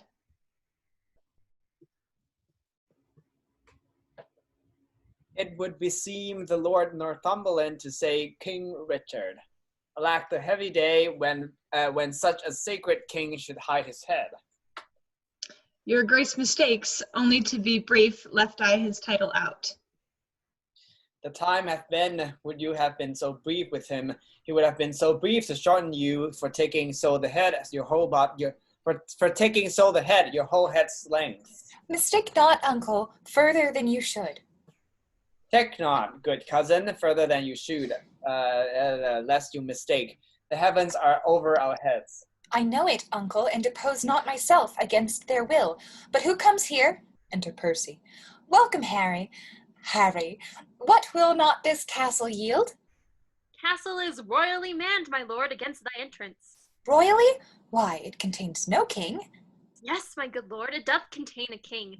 King Richard lies within the limits of yon Lyman stone, and with him are the Lord Almerle, Lord Salisbury, Lord Stephen Scroop, besides a clergyman of holy reverence, who I cannot learn. Oh, belike it is the Bishop of Carlisle. Noble lord, go to the rude ribs of that ancient castle, through brazen trumpet, and send the breath of parley into his ruined ears, and thus deliver. Henry Bolingbroke, on both his knees, doth kiss King Richard's hand, and send allegiance and true faith of heart to his most royal person. Hither come, even at his feet, to lay my arms and power, provided that my banishment repealed, and lands restored again be freely granted. If not, I'll use the advantage of my power, and lay the summer's dust with showers of blood, rained from the wounds of slaughtered Englishmen. The which, how far off from the mind of Bolingbroke it is such crimson tempest should bedrench the fresh green lap of fair King Richard's land. My stooping duty tenderly shall show, go signify as much, while here we march upon the grassy carpet of this plain. Northumberland and trumpets approach the battlements. Let's march without the noise of threatening drum, that from this castle's tottered battlements our fair appointments may well perused. Methinks King Richard and myself should meet with no less terror than the elements of fire and water when their thundering shock at meeting tears tears the cloudy cheeks of heaven. Be he the fire, I'll be the yielding water. The rage be his, whilst the earth I rain, my waters, on the earth and not on him. March on, and mark King Richard how he looks. Bolingbroke's soldiers march, the trumpets sound, and Richard appeareth on the walls with Almerle. See, King Richard doth himself appear, as doth the blushing discontented sun from out the fiery portal of the east, when he perceives the envious clouds are bent to dim his glory and to stain the track of his bright passage to the Occident. Yet looks he like a king. Behold, his eye, as bright as is the eagle's, lightens forth controlling majesty. Alack, alack, for woe that any harm should stain so fair a show. We are amazed, and thus long have we stood to watch the fearful bending of thy knee, because we thought ourself thy lawful king. And if we be, how dare thy joints forget to pay their awful duty to our presence? If we be not, show us the hand of God that hath dismissed us from our stewardship. For well we know no hand of blood and bone can gripe the sacred handle of our scepter, unless he do profane, steal, or usurp.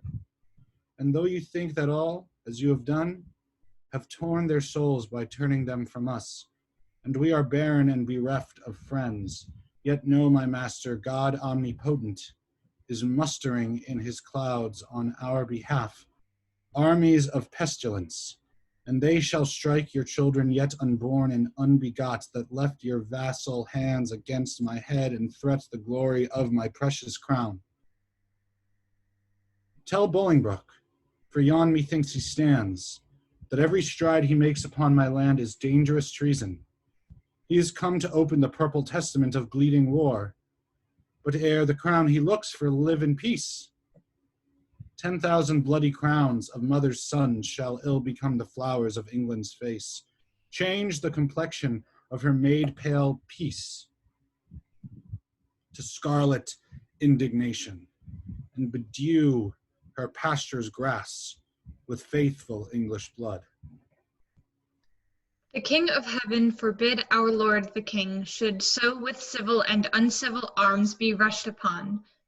Thy thrice noble cousin, Harry Bolingbroke, doth humbly kiss thy hand, and by that honorable tomb he swears that stands upon your royal grandsire's bones, and by the royalties of both your bloods, currents that spring from one most gracious head, and by the buried hand of warlike Gaunt, and by the worth and honor of himself, compromising all that may be sworn or said, his coming hither hath no further scope than for his lineal royalties, and to beg enfranchisement immediate on his knees, which on thy royal party granted once, his glittering arms he will commend to rust, his barbed steeds to stables, and his heart to faithful service of your majesty. This swears he, as he is a prince and just, and as I am a gentleman, I credit him. Northumberland, say thus the king returns. His noble cousin is right welcome hither, and all the number of his fair demand shall be accomplished without contradiction.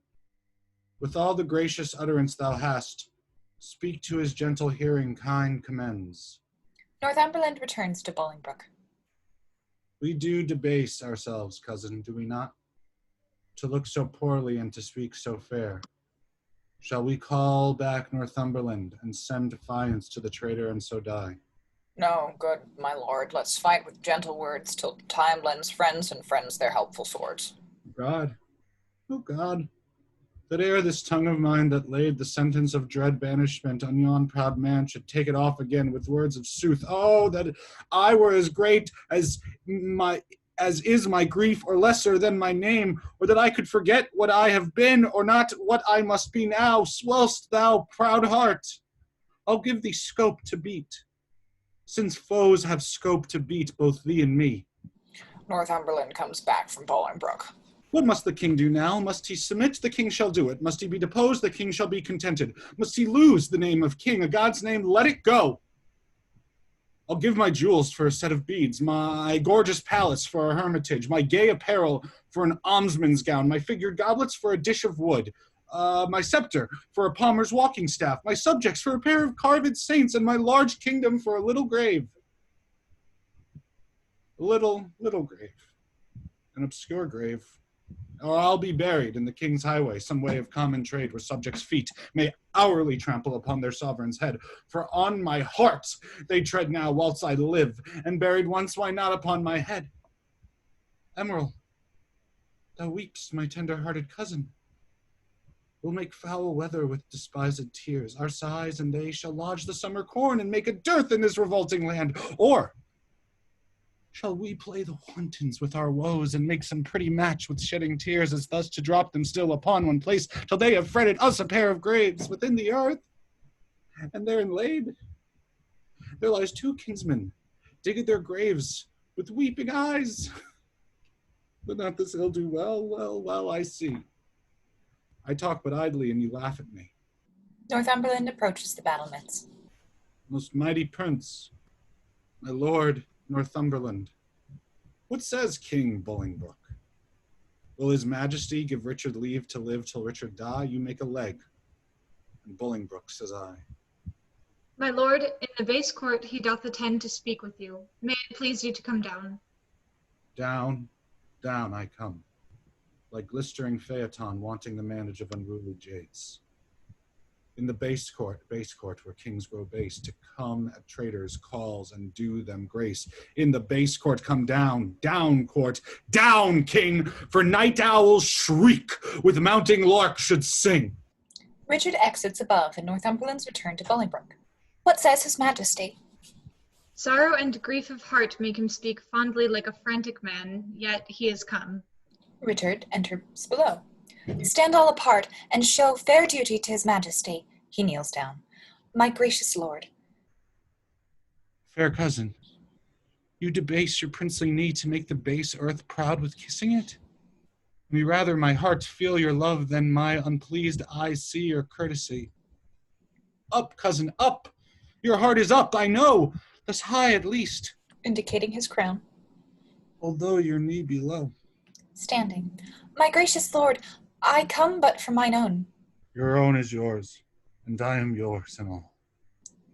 So far be mine, my most redoubted lord, as my true service shall deserve your love. Well, you deserve. They well deserve to have that know the strongest and surest way to get. Uncle, give me your hands. Nay, dry your eyes. Tears show their love, but want their remedies. Cousin, I am too young to be your father. Though you are old enough to be my heir. What you will have, I'll give, and willing too, for do we must what force will have us do, set on towards London. Cousin, is it so? Yea, my good lord. Then I must say no. They exit. Act 3, Scene 4. Richard's queen overhears a gardener describing Richard's downfall and probable deposition. Deposition. There we go. Dyslexia. Scene 4. Enter the queen with her ladies-waiting. What sport shall we devise here in this garden to drive away the heavy thought of care? Madam, we'll play at bowls. 'Twill make me think the world is full of rubs, and that my fortune runs against the bias. Madam, we'll dance. My legs can keep no measure in delight, when my poor heart no measure keeps in grief. Therefore no dancing, girl, some other sport. Madam, we'll tell tales. Of sorrow or of joy? Of either, madam. Of neither, girl. For if of joy being altogether wanting, it doth remember me the more of sorrow. Or if of grief being altogether had, it adds more sorrow to my want of joy. For what I have I need not to repeat, and what I want it boots not to complain. Madam, I'll sing. 'Tis well that thou hast cause, but thou shouldst please me better wouldst thou weep. I could weep, madam, would it do you good? And I could sing would weeping do me good, and never borrow any tear of thee. Enter a gardener and 2 serving men. But stay, here comes the gardeners. Let's step into the shadow of the trees. My wretchedness unto a row of pins, they will talk of state, for everyone doth so against a change.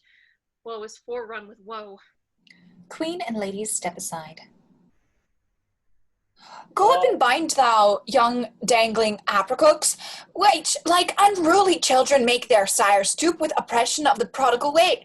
Give some supportance to the bending twigs. Go thou, and like an executioner, cuff off the heads of 2 fast-growing sprays that look too lofty in our commonwealth. All must be even in our government. That you thus employ, I will go root away.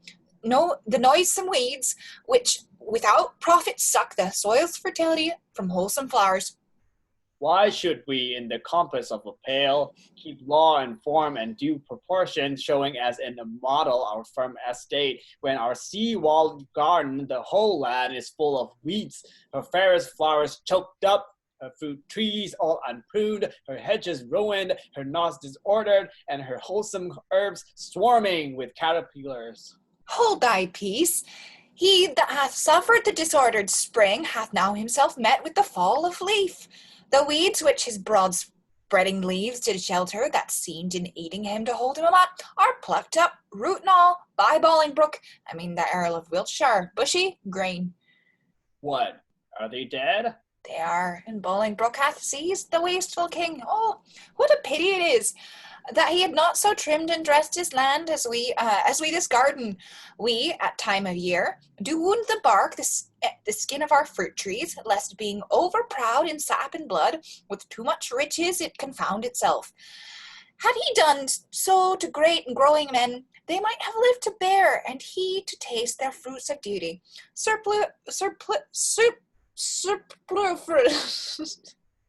I can normally say this word. Superfluous branches. We lop away that bearing boughs may live. Had he done so, himself had borne the crown, which waste of idle hours hath made quite thrown down. What, think you the king shall be deposed? Depressed he already is, and deposed till doubt he will be. Letters came last night to dear friend of the good Duke of York's, that tell black tidings. Oh, I am pressed to death through want of speaking. Stepping forward. Thou old Adam's likeness set to dress this garden, how dares thy harsh, rude tongue sound this unpleasing news? What Eve, what serpent hath suggested thee to make a second fall of cursed man? Why dost thou say King Richard is deposed? Darest thou, thou little better thing than earth, divine his downfall? Say where, when, and how camest thou by this ill tidings? Speak thou, wretch. Pardon me, madam, little joy have I to breathe this news, yet what I say is true. King Richard, he is in the mighty hold of Bolingbroke, their fortunes both are weighed, in your lord's scale is nothing but himself, and in some few vanities that make him light, but in the balance of great Bolingbroke, besides himself, there are all the English peers. With that odds he weighs King Richard down. Post you to London, and you will find it so. I speak no more than every one doth know.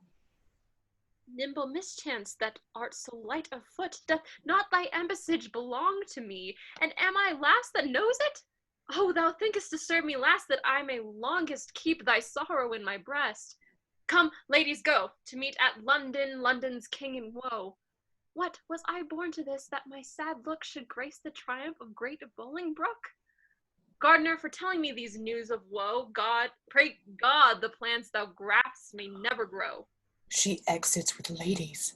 Poor queen, so that thy state might be no worse, I would my skill were subject to thy curse. Here did she fall a tear, here in this place I'll set a bank of rue, sour herb of grace, rue even, for the rue here shortly shall be seen in remembrance of a weeping queen. They exit. They did get cursed, Timmy. Why would you curse plants like that? I don't know.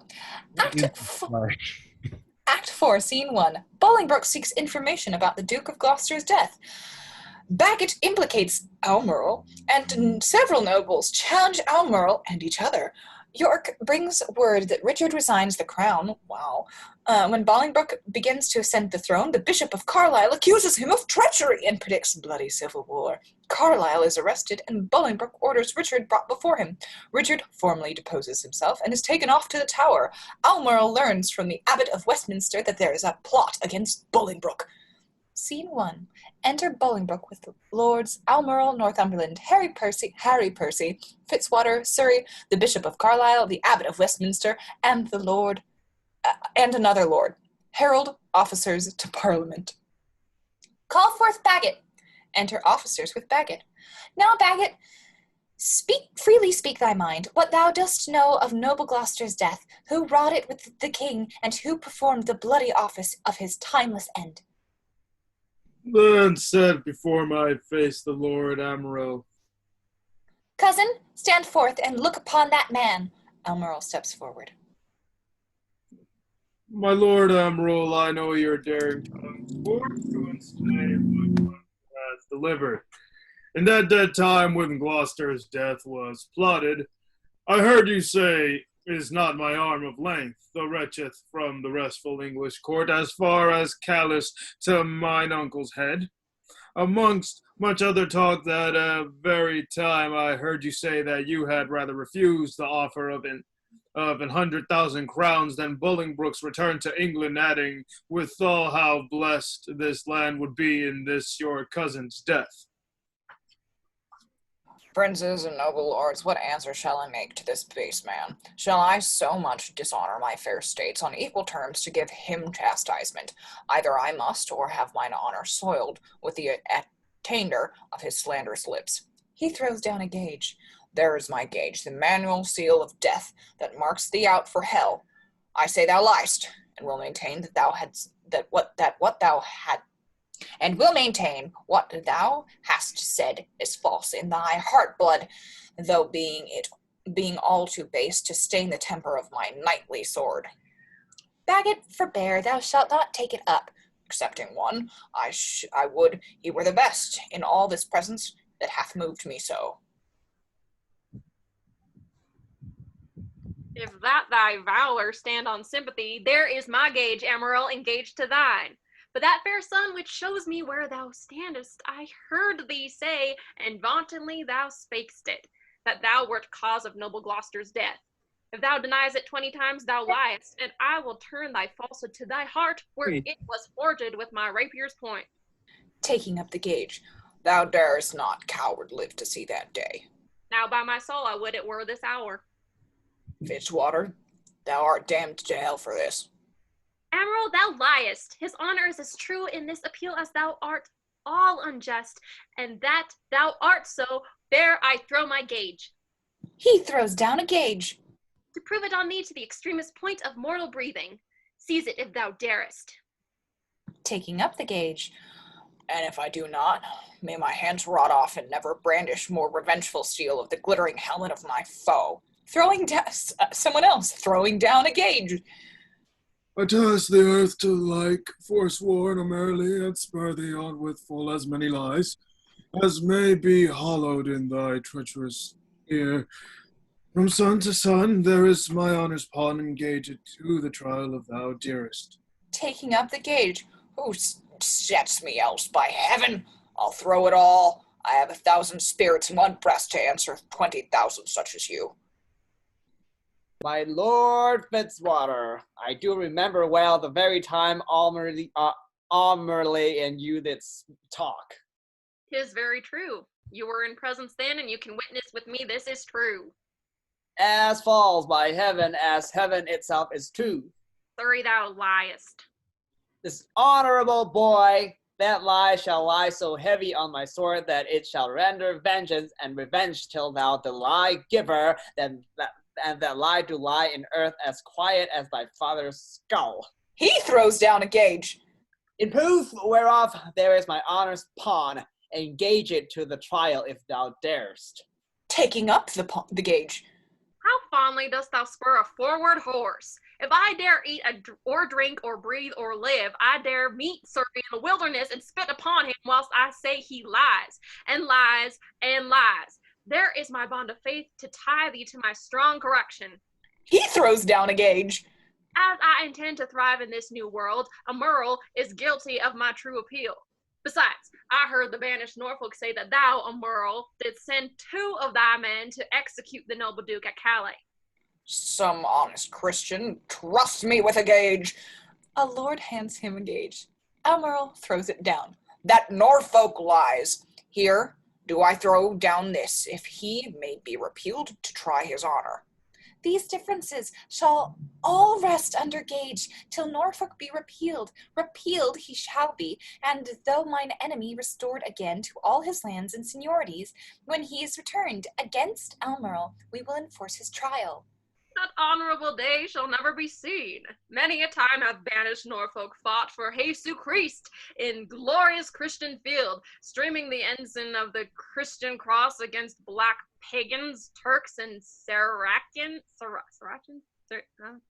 and toiled with works of war, retired himself to Italy, and there at Venice gave his body to that pleasant country's earth, and his pure soul unto his captain, Christ, under whose colors he fought so long. Saracen, I just remembered it. Why, Bishop, is Norfolk dead? As surely as I live, my lord. Oh, sweet peace conduct his sweet soul to the bosom of good old Abraham. Lords appellants, your differences shall all rest under gage till we assign you to your days of trial. Enter York. Great Duke of Lancaster, I come to thee from plume-plucked Richard, who with willing soul adopts the heir, and his high scepter yields to the possession of thy royal hand. Ascend his throne, descending now from him, and long live Henry, fourth of that name. In God's name, I'll ascend the regal throne. Very God forbid. Worst in this royal presence may I speak, yet best beseeming me to speak the truth. Would God that any of this noble presence were enough noble to be upright judge of noble Richard, then true noblesse would learn him forbearance from so foul a wrong. What subject can give sentence on his king? And who sits here that is not Richard's subject? Thieves are not judged, but they are by to hear, although apparent guilt be seen in them. And shall the figure of God's majesty, his captain, steward, deputy elect, anointed, crowned, planted many years, be judged by subject and inferior breath, and he himself not present? Oh, forfended God, that in a Christian climate souls refined should show so heinous black obscene a deed. I speak to subjects, and a subject speaks, stirred up by God thus boldly for his king. My lord of Hereford here, whom you call king, is a foul traitor to proud Hereford's king, and if you crown him, let me prophesy the blood of English shall manure the ground, and future ages groan for foul this act. Peace shall go sleep with Turks and infidels, and in this seat of peace, tumultuous wars shall kin with kin, and kind with kind confound. Disorder, horror, fear, and mutiny shall here inhabit, and this land be called the field of Golgotha, and dead men's skulls. Oh, if you raise this house against this house, it will the woefulest division prove that ever fell upon this cursed earth. Prevent it, resist it, let it not be so, lest child's children cry against your woe. Well have you argued, sir, and for your pains of capital treason we arrest you here. My lord of Westminster, be it your charge to keep him safely till his day of trial. May it please you, lords, to grant the common suit. Fetch hither Richard, that in common view he may surrender, so we shall proceed without suspicion. I will be his conduct. He exits. Lords,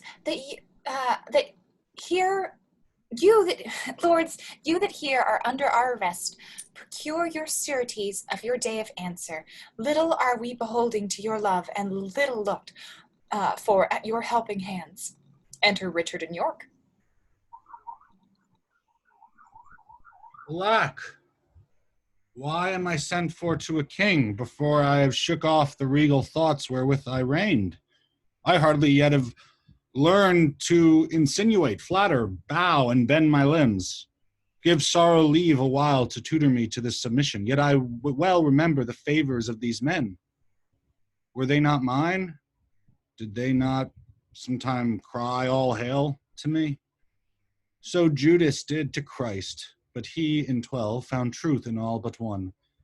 I in 12,000, none. God save the king. Will no man say amen? Am I both priest and clerk? Well then, amen.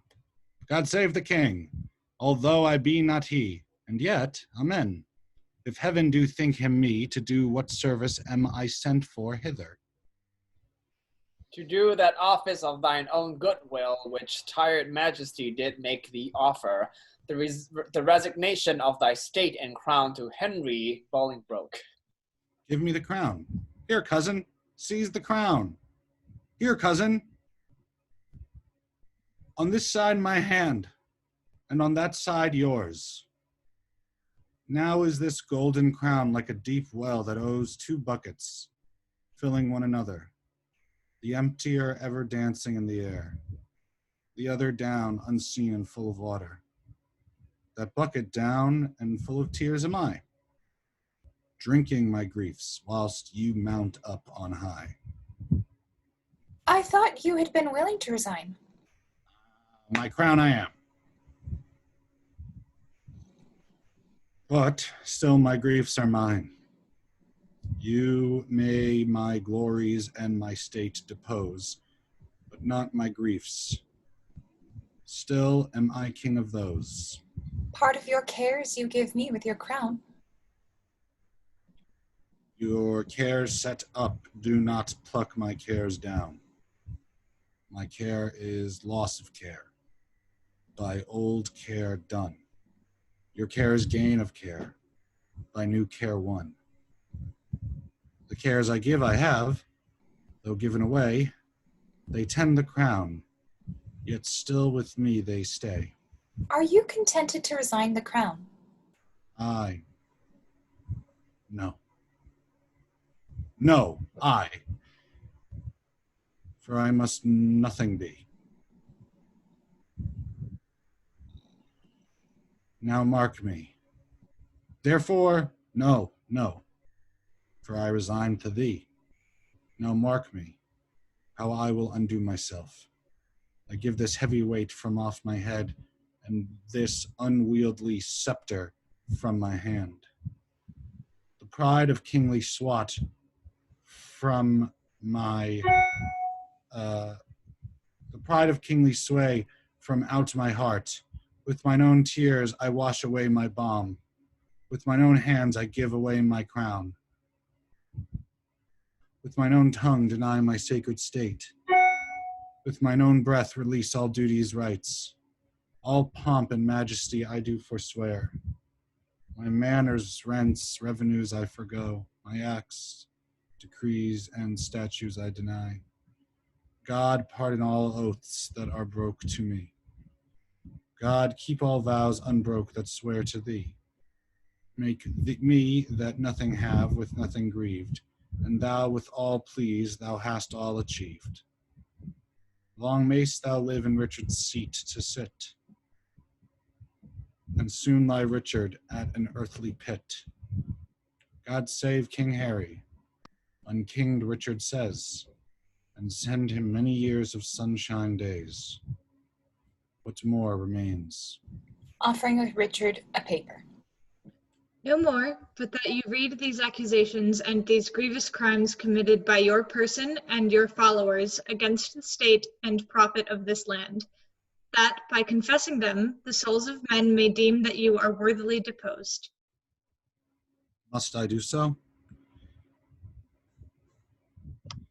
And must I ravel out my weaved up folly? Gentle Northumberland, if thy offences were upon record, would it not shame thee in so fair a troop to read a lecture of them? If thou wouldst, there shouldst thou find one heinous article containing the deposing of a king and cracking the strong warrant of an oath, marked with a blot, damned in the book of heaven. Nay, all of you that stand and look upon, whilst that my wretchedness doth bate myself, though some of you with Pilat wash your hands, showing an outward pity, yet you, Pilates, have here delivered me to my sour cross, and water cannot wash away your sin. My lord, dispatch. Read o'er these articles. Mine eyes are full of tears I cannot see. And yet salt water blinds them not so much, but they can see a sort of traitors here. Nay, if I turn mine eyes upon myself, I find myself a traitor with the rest. For I have given here my soul's consent to undeck the pompous body of a king, made glory base and sovereignty a slave, proud majesty, a subject, state, a peasant. My lord, No, Lord of thine, thou hot, insulting man, nor no man's lord. I have no name, no title. No, not that name was given me at the font, but 'tis usurped, alack the heavy day, that I have worn some many winters out, and know not now what name to call myself. Oh, oh, that I were a mockery king of snow, standing before the son of Bolingbroke, to melt myself away in water drops. Good king, great king, and yet not greatly good. And if my word be sterling yet, in England let it command a mirror hither straight, that it may show me what a face I have, since it is bankrupt of his majesty. Go, some of you, and fetch a looking-glass. An attendant exits. Read o'er this paper while the glass doth come. Fine, thou tormentst me ere I come to hell. Urge it no more, my lord Northumberland. The commons will not then be satisfied. They shall be satisfied. I'll read enough when I do see the very book indeed where all my sins are writ. And that's myself. Enter one with a glass. Give me the glass, and therein will I read. He takes the mirror. No deeper wrinkles yet hath sorrow struck so many blows upon this face of mine, and made no deeper wounds. Oh, flattering glass. Like to my followers in prosperity, thou dost beguile me. Was this face the face that every day under his household roof did keep 10,000 men? Was this the face that, like the sun, did make beholders wink? Was this the face that faced so many follies, and was at last outfaced by Bolingbroke? A brittle glory shineth in this face, as brittle as glory is the face. He breaks the mirror. For there it is, cracked in 100 shivers. Mark, silent king, the moral of this sport. How soon my sorrow hath destroyed my face. The shadow of your sorrow hath destroyed the shadow of your face. Say that again. The shadow of my sorrow. Let's see. 'Tis very true. My grief lies all within.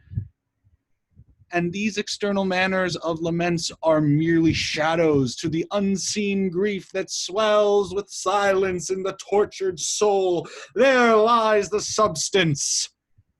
And I thank thee, king, for thy great bounty that not only givest me cause to wait, but teaches me the way how to lament the cause. I'll beg one boon, and then be gone and trouble you no more. Shall I obtain it? Name it, fair cousin.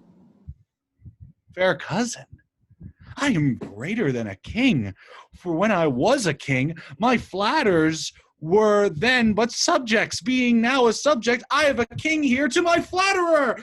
Being so great, I have no need to beg. Yet ask. And shall I have? You shall. Then give me leave to go. Whither? Whither you will, so I were from your sights. Go, some of you, convey him to the tower. Oh, good! Convey? Conveyors are you all, that rise thus nimbly by a true king's fall. Richard exits with guards.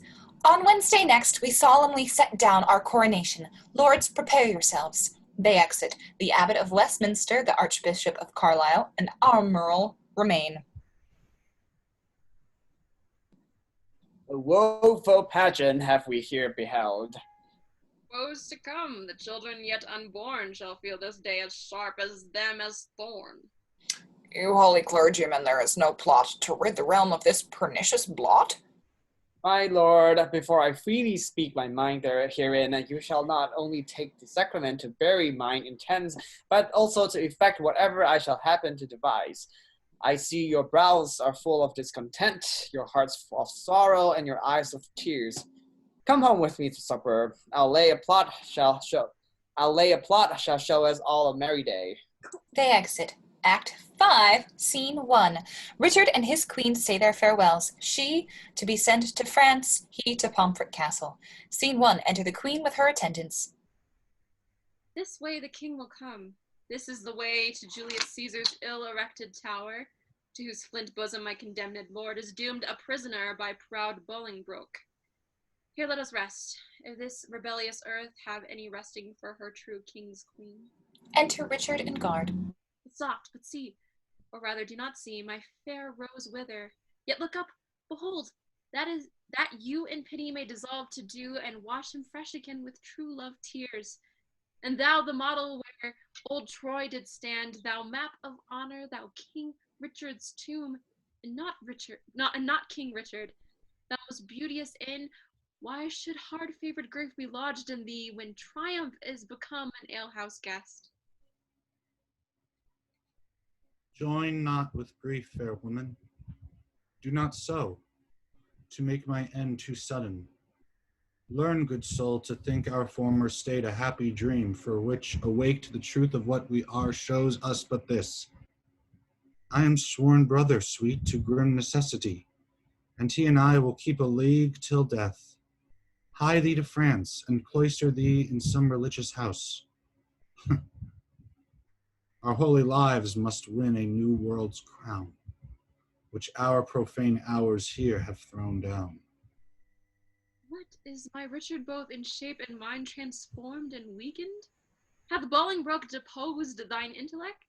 Hath he been in thy heart? The lion dying thrusteth forth his paw and wounds the earth, if nothing else, with rage to be overpowered. And wilt thou, pupil-like, take the correction, mildly kiss the rod, and fawn on rage with base humility, which art a lion and a king of beasts? A king of beasts indeed. If aught but beasts, I had been still a happy king of men. Good, sometime queen, prepare thee hence for France. Think I am dead, and that even here thou takest, as from thy deathbed, thy last living leave. In winter's tedious nights sit by the fire with good old folks, and let them tell thee tales of woeful ages long ago betid. And, ere thou bid good night, to quite their griefs, tell thou the lamentable tale of me, and send the hearers weeping to their beds, for why the senseless brands will sympathize the heavy accent of thy moving tongue, and in compassion weep the fire out, and some will mourn in ashes, some coal black, for the deposing of a rightful king. Enter Northumberland. My lord, the mind of Bolingbroke has changed. You must to Pomfret, not unto the tower. And, madam, there's an order ta'en for you. With all swift speed you must away to France. Northumberland, thou ladder wherewithal the mounting Bolingbroke ascends my throne. The time shall not be many hours of age, more than it is ere foul sin, gathering head, shall break into corruption. Thou shalt think, though he divide the realm and give thee half, it is too little, helping him to all.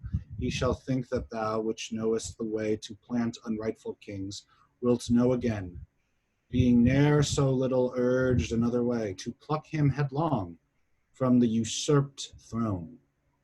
The love of wicked men converts to fear, that fear to hate, and hate turns one or both to worthy danger and deserved death.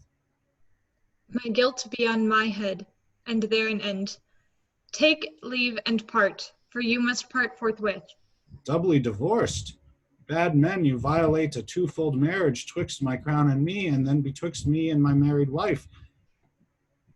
Let me unkiss the oath twixt thee and me. And yet not so, for with a kiss 'twas made. Part us, Northumberland, I towards the north, where shivering cold and sickness pines the clime. My wife to France, from whence set forth in pomp, she came adorned hither like sweet May. sent back like hollow men's or shorts of day. And must we be divided? Must we part? Aye, hand from hand, my love, and heart from heart. Banish us both and send the king with me. That were some love, but little policy. Then whither he goes, thither let me go. So two together weeping make me wake one woe. Weep thou for me in France, I for thee here. Better far off than near, be near than ne'er the near. Go, count thy way with sighs, I mine with groans. The longest way shall have the longest moans. Twice for one step I'll groan, and way being short, and piece the way out with a heavy heart. Come, come, in wooing sorrow, let's be brief. Since wedding it there is such length and grief, one king shall stop our mouths, and dumbly part. Thus give I mine, and thus take I thy heart. They kiss. Give me mine own again, for no good part to take on me to keep and kill thy heart. They kiss. So now I have mine own again. Begone, that I may strive to kill it with a groan. Ye make woe wanton with those fond delay. Once more adieu. The rest let sorrow say. They exit. Act 5, Scene 2. The Duke of York expresses his sympathy for Richard, but declares his allegiance to King Henry. When York discovers that his son Almerle is part of a conspiracy to kill Henry, York rides off to inform his son Almerle, and his mother also set off for the court to beg Henry's mercy. Scene 2. Enter Duke of York and the Duchess. My lord, you told me you would tell the rest. When weeping maid, you break the story off of our two cousins coming into London. Where did I leave? At that sad stop, my lord, where rude misgoverned hands from windows' tops threw dust and rubbish on King Richard's head. Then, as I said, the Duke, great Bolingbroke, mounted upon a hot and fiery steed, which his aspiring rider seemed to know, with slow but stately pace kept on his course, whilst all tongues cried, God save thee, Bolingbroke!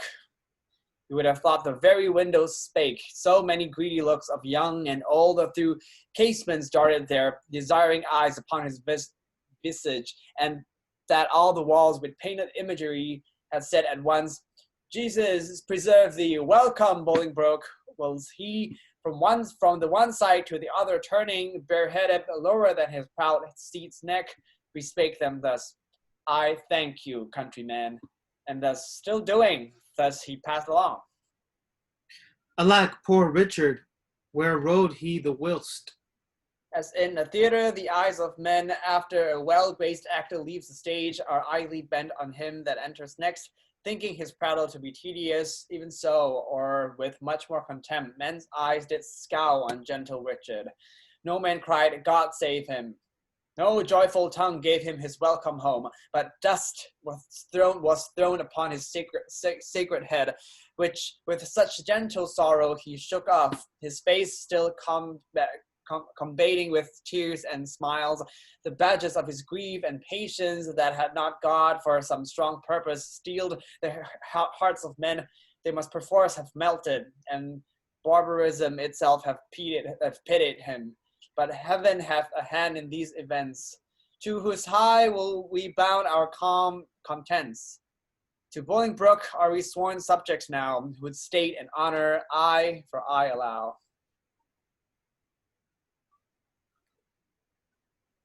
Here comes my son Almerle. Almerle that was, but that is lost for being Richard's friend. And madam, you must call him Rutland now. I'm in Parliament pledged for his truth and lasting fealty to the new made king. Welcome, my son. Who are the violets now that strew the green lap of the new coming spring? Madam, I know not, nor greatly care not. God knows, I had as life be none as one. Well, bear you well in this new spring of time, lest you be cropped before you come to prime. What news from Oxford? Do these juists and triumphs hold? For aught I know, my lord, they do. You'll be there, I know. If God prevent not, I purpose so. What seal is that hangs without thy bosom? Yea, look'st thou pale? Let me see the writing. 'Tis nothing, my lord, 'tis nothing. No matter then who see it, I will be satisfied. Let me see the writing. I do beseech your grace to pardon me. It is a matter of small consequence, which for some reason I would not have seen. Which for some reason, sir, I need to see. I fear. What should you fear? 'Tis nothing but some bond that he has entered into for gay peril against the triumph day. You were saying my lines, son. Sorry, Mom. Yes, you're grounded. What should you fear? 'Tis nothing but some bond that he has entered into for gay apparel against the triumph day. Bound to himself? What doth he with the bond that he is bound to? Wife, thou art a fool. Boy, let me see the writing. I do beseech you pardon me. I may not show it. I will be satisfied. Let me see it, I say. He plucks it out of his bosom and reads. Treason! Foul treason! Villain! Traitor! Slave! What is the matter, my lord? Oh, who is within there? Saddle my horse. God for his mercy, what treachery is here? Why, what is it, my lord? Give me my boots, I say. Saddle my horse. Now, by mine honor, by my life, by my truth, I will impeach the villain. What is the matter? Peace, foolish woman. I will not peace. What is the matter, Amral? Good mother, be content. It is no more than my poor life must answer. Thy life answer? Bring me my boots. I will unto the king. His man enters with his boots. Strike him, Amral. Poor boy, thou art amazed. Hence, villain, nevermore come in my sight. Give me my boots, I say. His man helps him on with his boots and then exits. Why, York, what wilt thou do? Wilt thou not hide the trespass of thine own? Have we more sons? Are we like to have? Is not my teeming day drunk up with time? And wilt thou pluck my fair son from mine age and rob me of a happy mother's name? Is he not like thee? Is he not thine own? Thou fond, mad woman, wilt thou conceal this dark conspiracy? A dozen of them here have taken the sacrament and interchangeably set down their hands to kill the king at Oxford.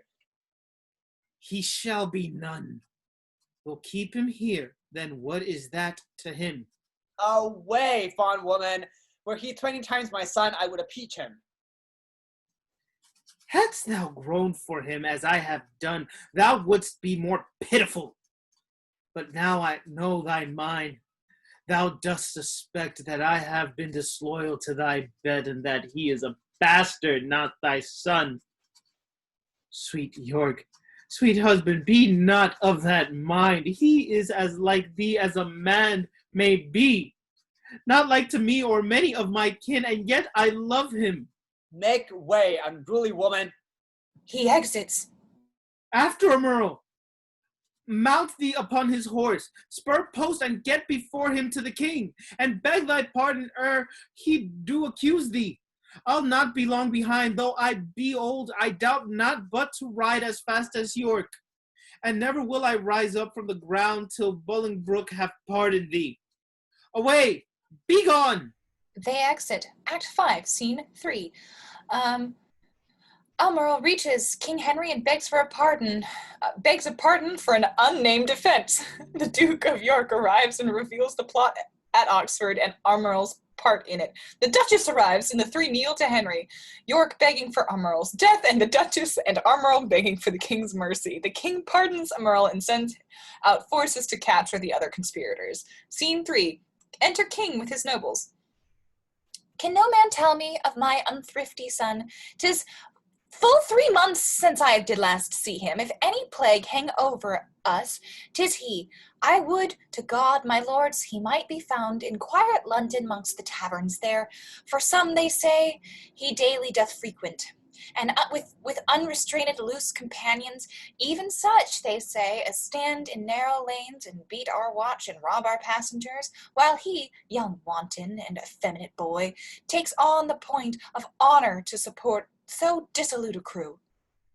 My lord, some 2 days since I saw the prince and told him of those triumphs held at Oxford. And what said the gallant? His answer was he would unto the stews, and from the commonest creature pluck a glove, and wear it as a favor, and with that he would unhorse the lustiest challenger. Dissolute as dissolute as desperate, yet through both I see some sparks of better hope, which elder years may haply bring forth. But who comes here? Enter our Merle, amazed. Where's the king? What means our cousin when he stares and looks so wildly? Can someone be a Merle, please? God save your grace, I do beseech your majesty to have some conference with your grace alone. Withdraw yourselves and leave us here alone. The nobles exit. What is the matter with our cousin now? Kneeling. Forever may my knees grow to the earth, my tongue cleave to my roof with my mouth, unless a pardon ere I rise or speak. Intended or committed was this fault? If on the first, how heinous ere it be, to win thy after love, I pardon thee. Standing. Then give me leave that I may turn the key, that no man enter till my tale be done. Have thy desire. Our Merle locks the door. The Duke of York knocks at the door and crieth, My liege, beware, look to thyself. Thou hast a traitor in thy presence there. Villain, I'll make thee safe. He draws his sword. Stay thy revengeful hand, thou hast no cause for fear. Open the door, secure, foolhardy king.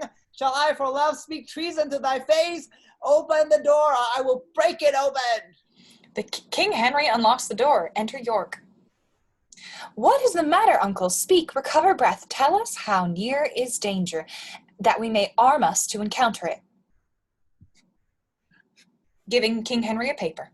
Peruse this writing here, and thou shalt know the treason that my haste forbids me show. Remember, as thou readest, thy promise past. I do repent me. Speak not my name here, my heart is not confederate with my hand. It was, villain, ere thy hand did set it down. I tore it from the traitor's bosom, king. Fear and not love begets his penitence. Forget to pity him, lest thy pity prove a serpent that will sting thee to the heart.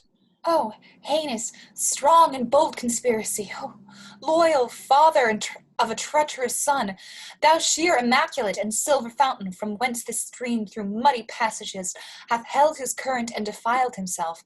Thy overflow of good converts to bad. Thy abundant goodness shall excuse this deadly blot in thy digressing son.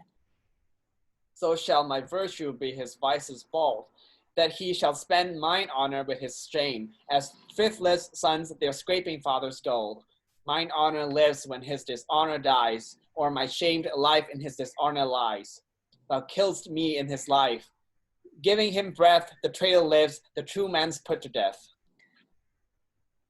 What ho, my liege? For God's sakes, let me in! What shrill-voiced suppliant makes this eager cry? O woman and thy aunt, great king, 'tis I. Speak with me, pity me, open the door. A beggar begs that never begged before. Our scene is altered from a serious thing and now changed to the beggar and the king. My dangerous cousin, let your mother in. I know she has come to pray for your foul sin. Aumerle opens the door. The Duchess of York enters and kneels. If thou do pardon whosoever pray, more sins for this forgiveness prosper may. This festered joint cut off, the rest sound. This let alone will all the rest confound. O king, believe not his hard-hearted man, loving not itself, none other can. Thou frantic woman, what dost thou make here? Shall thy old dogs once more a traitor to bear? Sweet York, be patient. Hear me, gentle liege. Rise up, good aunt. Not yet. I thee beseech. Forever will I walk upon my knees and never see day, that the happy cease till thou give joy, until thou bid me joy, by pardoning Rutland my transgressing boy. Unto my mother's prayers I bend my knee. Against them both my true joints bended be. Ill mayst thou thrive if thou grant any grace. Pleads he in earnest? Pleads he in earnest? Look upon his face. His eyes do drop no tears. His prayers are in jest. His words come from his mouth, ours from our breast. He prays but faintly and would be denied. We pray with heart and soul and all beside. His weary joints would gladly rise, I know. Our knees will still kneel till the ground they grow. His prayers are full of false hypocrisy, ours of true zeal and deep integrity. Our prayers do outpray his, then let them have that mercy which true prayer ought to have. Good aunt, stand up. Nay, do not say stand up. Say pardon first and afterwards stand up. And if I were thy nurse, thy tongue to teach, pardon should be the first word of thy speech. I never longed to hear a word till now. Say pardon, king. Let pity teach thee how. The word is short, but not so short as sweet. No word like pardon for king's mouth is so meet. Speak it in French, king. Say, pardon-moi. Dost thou teach pardon to destroy? Ah, my sour husband, my hard-hearted lord, that sets the word itself against the word. Speak pardon as 'tis current in our land. The chopping French we do not understand. Thine eyes begin to speak, set thy tongue there, or in thy piteous heart plant thou thine ear, that hearing how our plaints and prayers do pierce, pity may have thee pardon to rehearse. Good aunt, stand up. I do not stand. Pardon is all the suit I have in hand. I pardon him, as God shall pardon me. Oh, happy vantage of annealing me, yet am I sick for fear. Speak it again. Why saying pardon doth that pardon wound but makes one pardon strong? I pardon him with all my heart. God on earth thou art. They all stand. But for our trusty brother-in-law and the abbot, with all the rest of that consorted crew, destruction straight shall dog them at the heels. Good uncle, help to order several powers to Oxford, or where'er these traitors are. They shall not live within this world, I swear, but I will have them, if once I know where. Uncle, farewell, and cousin, adieu. Your mother hath prayed, and prove you true. Come, my old son, I pray God make thee new. They exit. Act 5, Scene 4. Sir Pierce Exiton, reflecting on the king's wish that Richard be removed, decides to carry out that wish.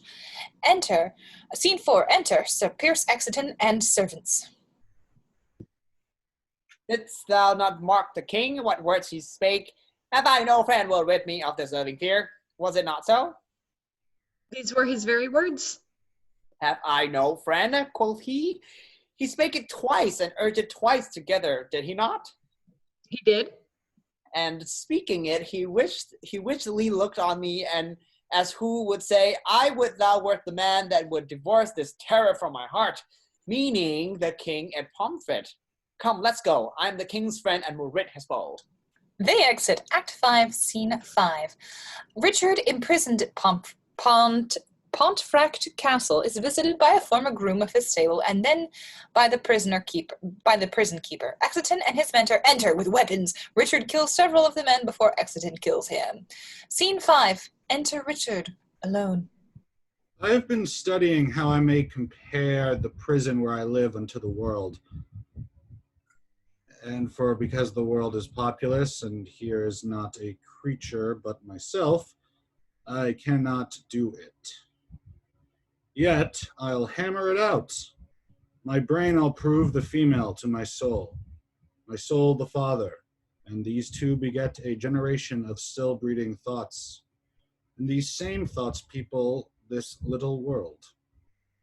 In humors like the people of this world, for no thought is contented, the better sort, as thoughts of things divine are intermixed with scruples and do set the world itself against the word.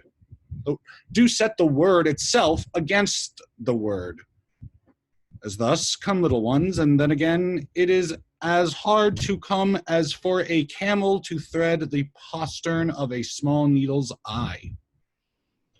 Thoughts tending to ambition, they do plot unlikely wonders, how these vain weak nails may tear a passage through the flinty ribs of this hard world, my ragged prison walls, and for they cannot die in their own pride, thoughts tending to content flatter themselves. They are not the first of fortune's slaves,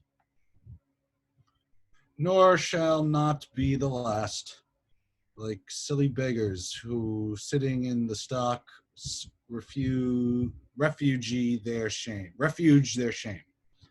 that may have, and others must sit there, and in this thought they find a kind of ease, bearing their own misfortunes on the back of such as have before endured the like. Thus play I in one person many people, and none contented. Sometimes I am king, then treasons make me wish myself a beggar. And so I am. The crushing penury persuades me I was better when a king. Then am I kinged again, and by think that I am unkinged by Bolingbroke. And straight I am nothing, but whate'er I be, nor I nor any man that but man is with nothing shall be pleased, till he be eased. With being nothing, music do I hear? Ha! Ha! Keep time! How sour sweet music is when time is broken, no proportion kept. So is it in the music of men's lives. And here have I the daintiness of year to check time broke in a disordered string. But for the concord of my state and time had not an ear to hear my true time broke. I wasted time, and now doth time waste me. For now hath time made me his numbering clock. My thoughts are minutes, and with sighs they jar. Their watches on unto mine eyes the outward watch, whereto my finger, like a dial's point, is pointing still in cleansing them from tears. Now, sir, the sound that tells what hour it is are clamorous groans which strike upon my heart, which is the bell. So sighs and tears and groans show minutes, times and hours. But my time runs posting on in Bolingbroke's proud joy, while I stand fooling here, his jack of the clock. This music made me. Let it sound no more. For though I have hope madmen to their wits, in me it seems it will make wise men mad. Yet blessing on his heart that gives it me. For 'tis a sign of love, and love to Richard is a strange brooch in this all-hating world. Enter a groom of the stable. Hail, royal prince. Thanks, noble peer. The cheapest of us is 10 groats too dear. What art thou, and how comest thou hither, where no man never comes but that sad dog that brings me food to make misfortune live? I was a poor groom of thy stable, king, when thou wert king, who, traveling towards York with much ado at length have gotten leave to look upon my sometime royal master's face. Oh, how it earned my heart when I beheld in London streets that coronation day when Bolingbroke rode on roan Barbary, that horse that thou so often hast bestrid, that horse that I so carefully have dressed. Rode he on Barbary? Tell me, gentle friend, how went he under him? So proudly as if he disdained the ground. So proud that Bolingbroke was on his back, that jade hath eat bread from my royal hand. This hand hath made him proud with clapping him. Would he not stumble? Would he not fall down? since pride must have a fall and break the neck of that proud man that did usurp his back. Forgiveness, horse! Why do I rail on thee? Since thou, created to be awed by man, wast born to bear, I was not made a horse. And yet I bear a burthen like an ass, spurred, galled, and tired by jouncing Bolingbroke. Enter one, the keeper, to Richard with meat. Hello, place. Here's no longer stay. If thou love me, 'tis time thou wert away. What my tongue dares not, that my heart shall say. The groom exits. My lord, will it please you to fall to? Taste of it first, as thou art wont to do. My lord, I dare not. Sir Pierce of Exton, who lately came from the king, commands the contrary. Attacking the keeper. The devil take Henry of Lancaster and thee. Patience is stale, and I am weary of it. Help, help, help! The murderers, Exiton and his men, rush in. How now? What means death in this rude assault? Villain, thou own hand yields thy death's instrument. Richard seizes a weapon from a murderer and kills him with it. That hand. No, sorry. Go thou, and fill another room in hell. He kills another murderer. Here, Exiton strikes him down. That hand shall burn in never-quenching fire that staggers thus my person. Exton, thy fierce hand hath with the king's blood stained the king's own land. Mount! Mount! My soul! Thy seat is up on high, whilst my gross flesh sinks downward, here to die. He dies. As full of valor as of royal blood. Both have I spilled. Oh, would the deed were good. For now the devil that told me I did well says that this deed is chronicle in hell. This dead king to the living king I'll bear. Take hence the rest and give them burial here. They exit with the bodies. Act 5, Scene 6, last scene. News is brought to Henry about the capture and punishment of rebel leaders. Henry pardons the Bishop of Carlisle. Exiton enters with Richard's body and is banished for the murder.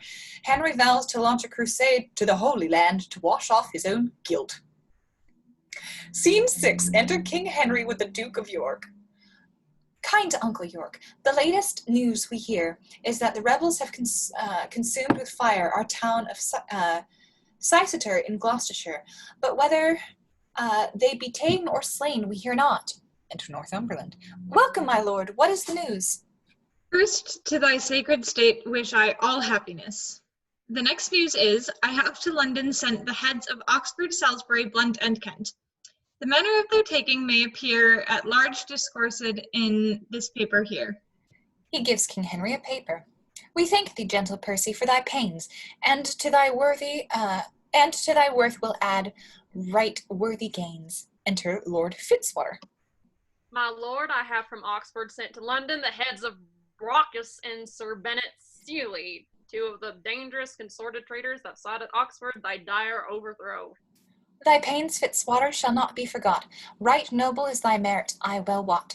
Enter Harry, Percy, with the Bishop of Carlisle. The grand conspirator, abbot of Westminster, with clog of conscience and sour melancholy, hath yielded up his body to the grave. But here is Carlisle living to abide thy kingly doom and sentence of his pride. Carlisle, this is your doom. Choose out some secret place, some reverend room, more than thou hast, and with it joy thy life, so as thou livest in peace, die free from strife. For though mine enemy thou hast ever been, high sparks of honor in thee have I seen. Enter Exton and servingman with the coffin. Great king, within this coffin I present thy buried fear. Herein all breathless lies the mightiest of thy greatest enemies, Richard of Bordeaux, by me hither brought.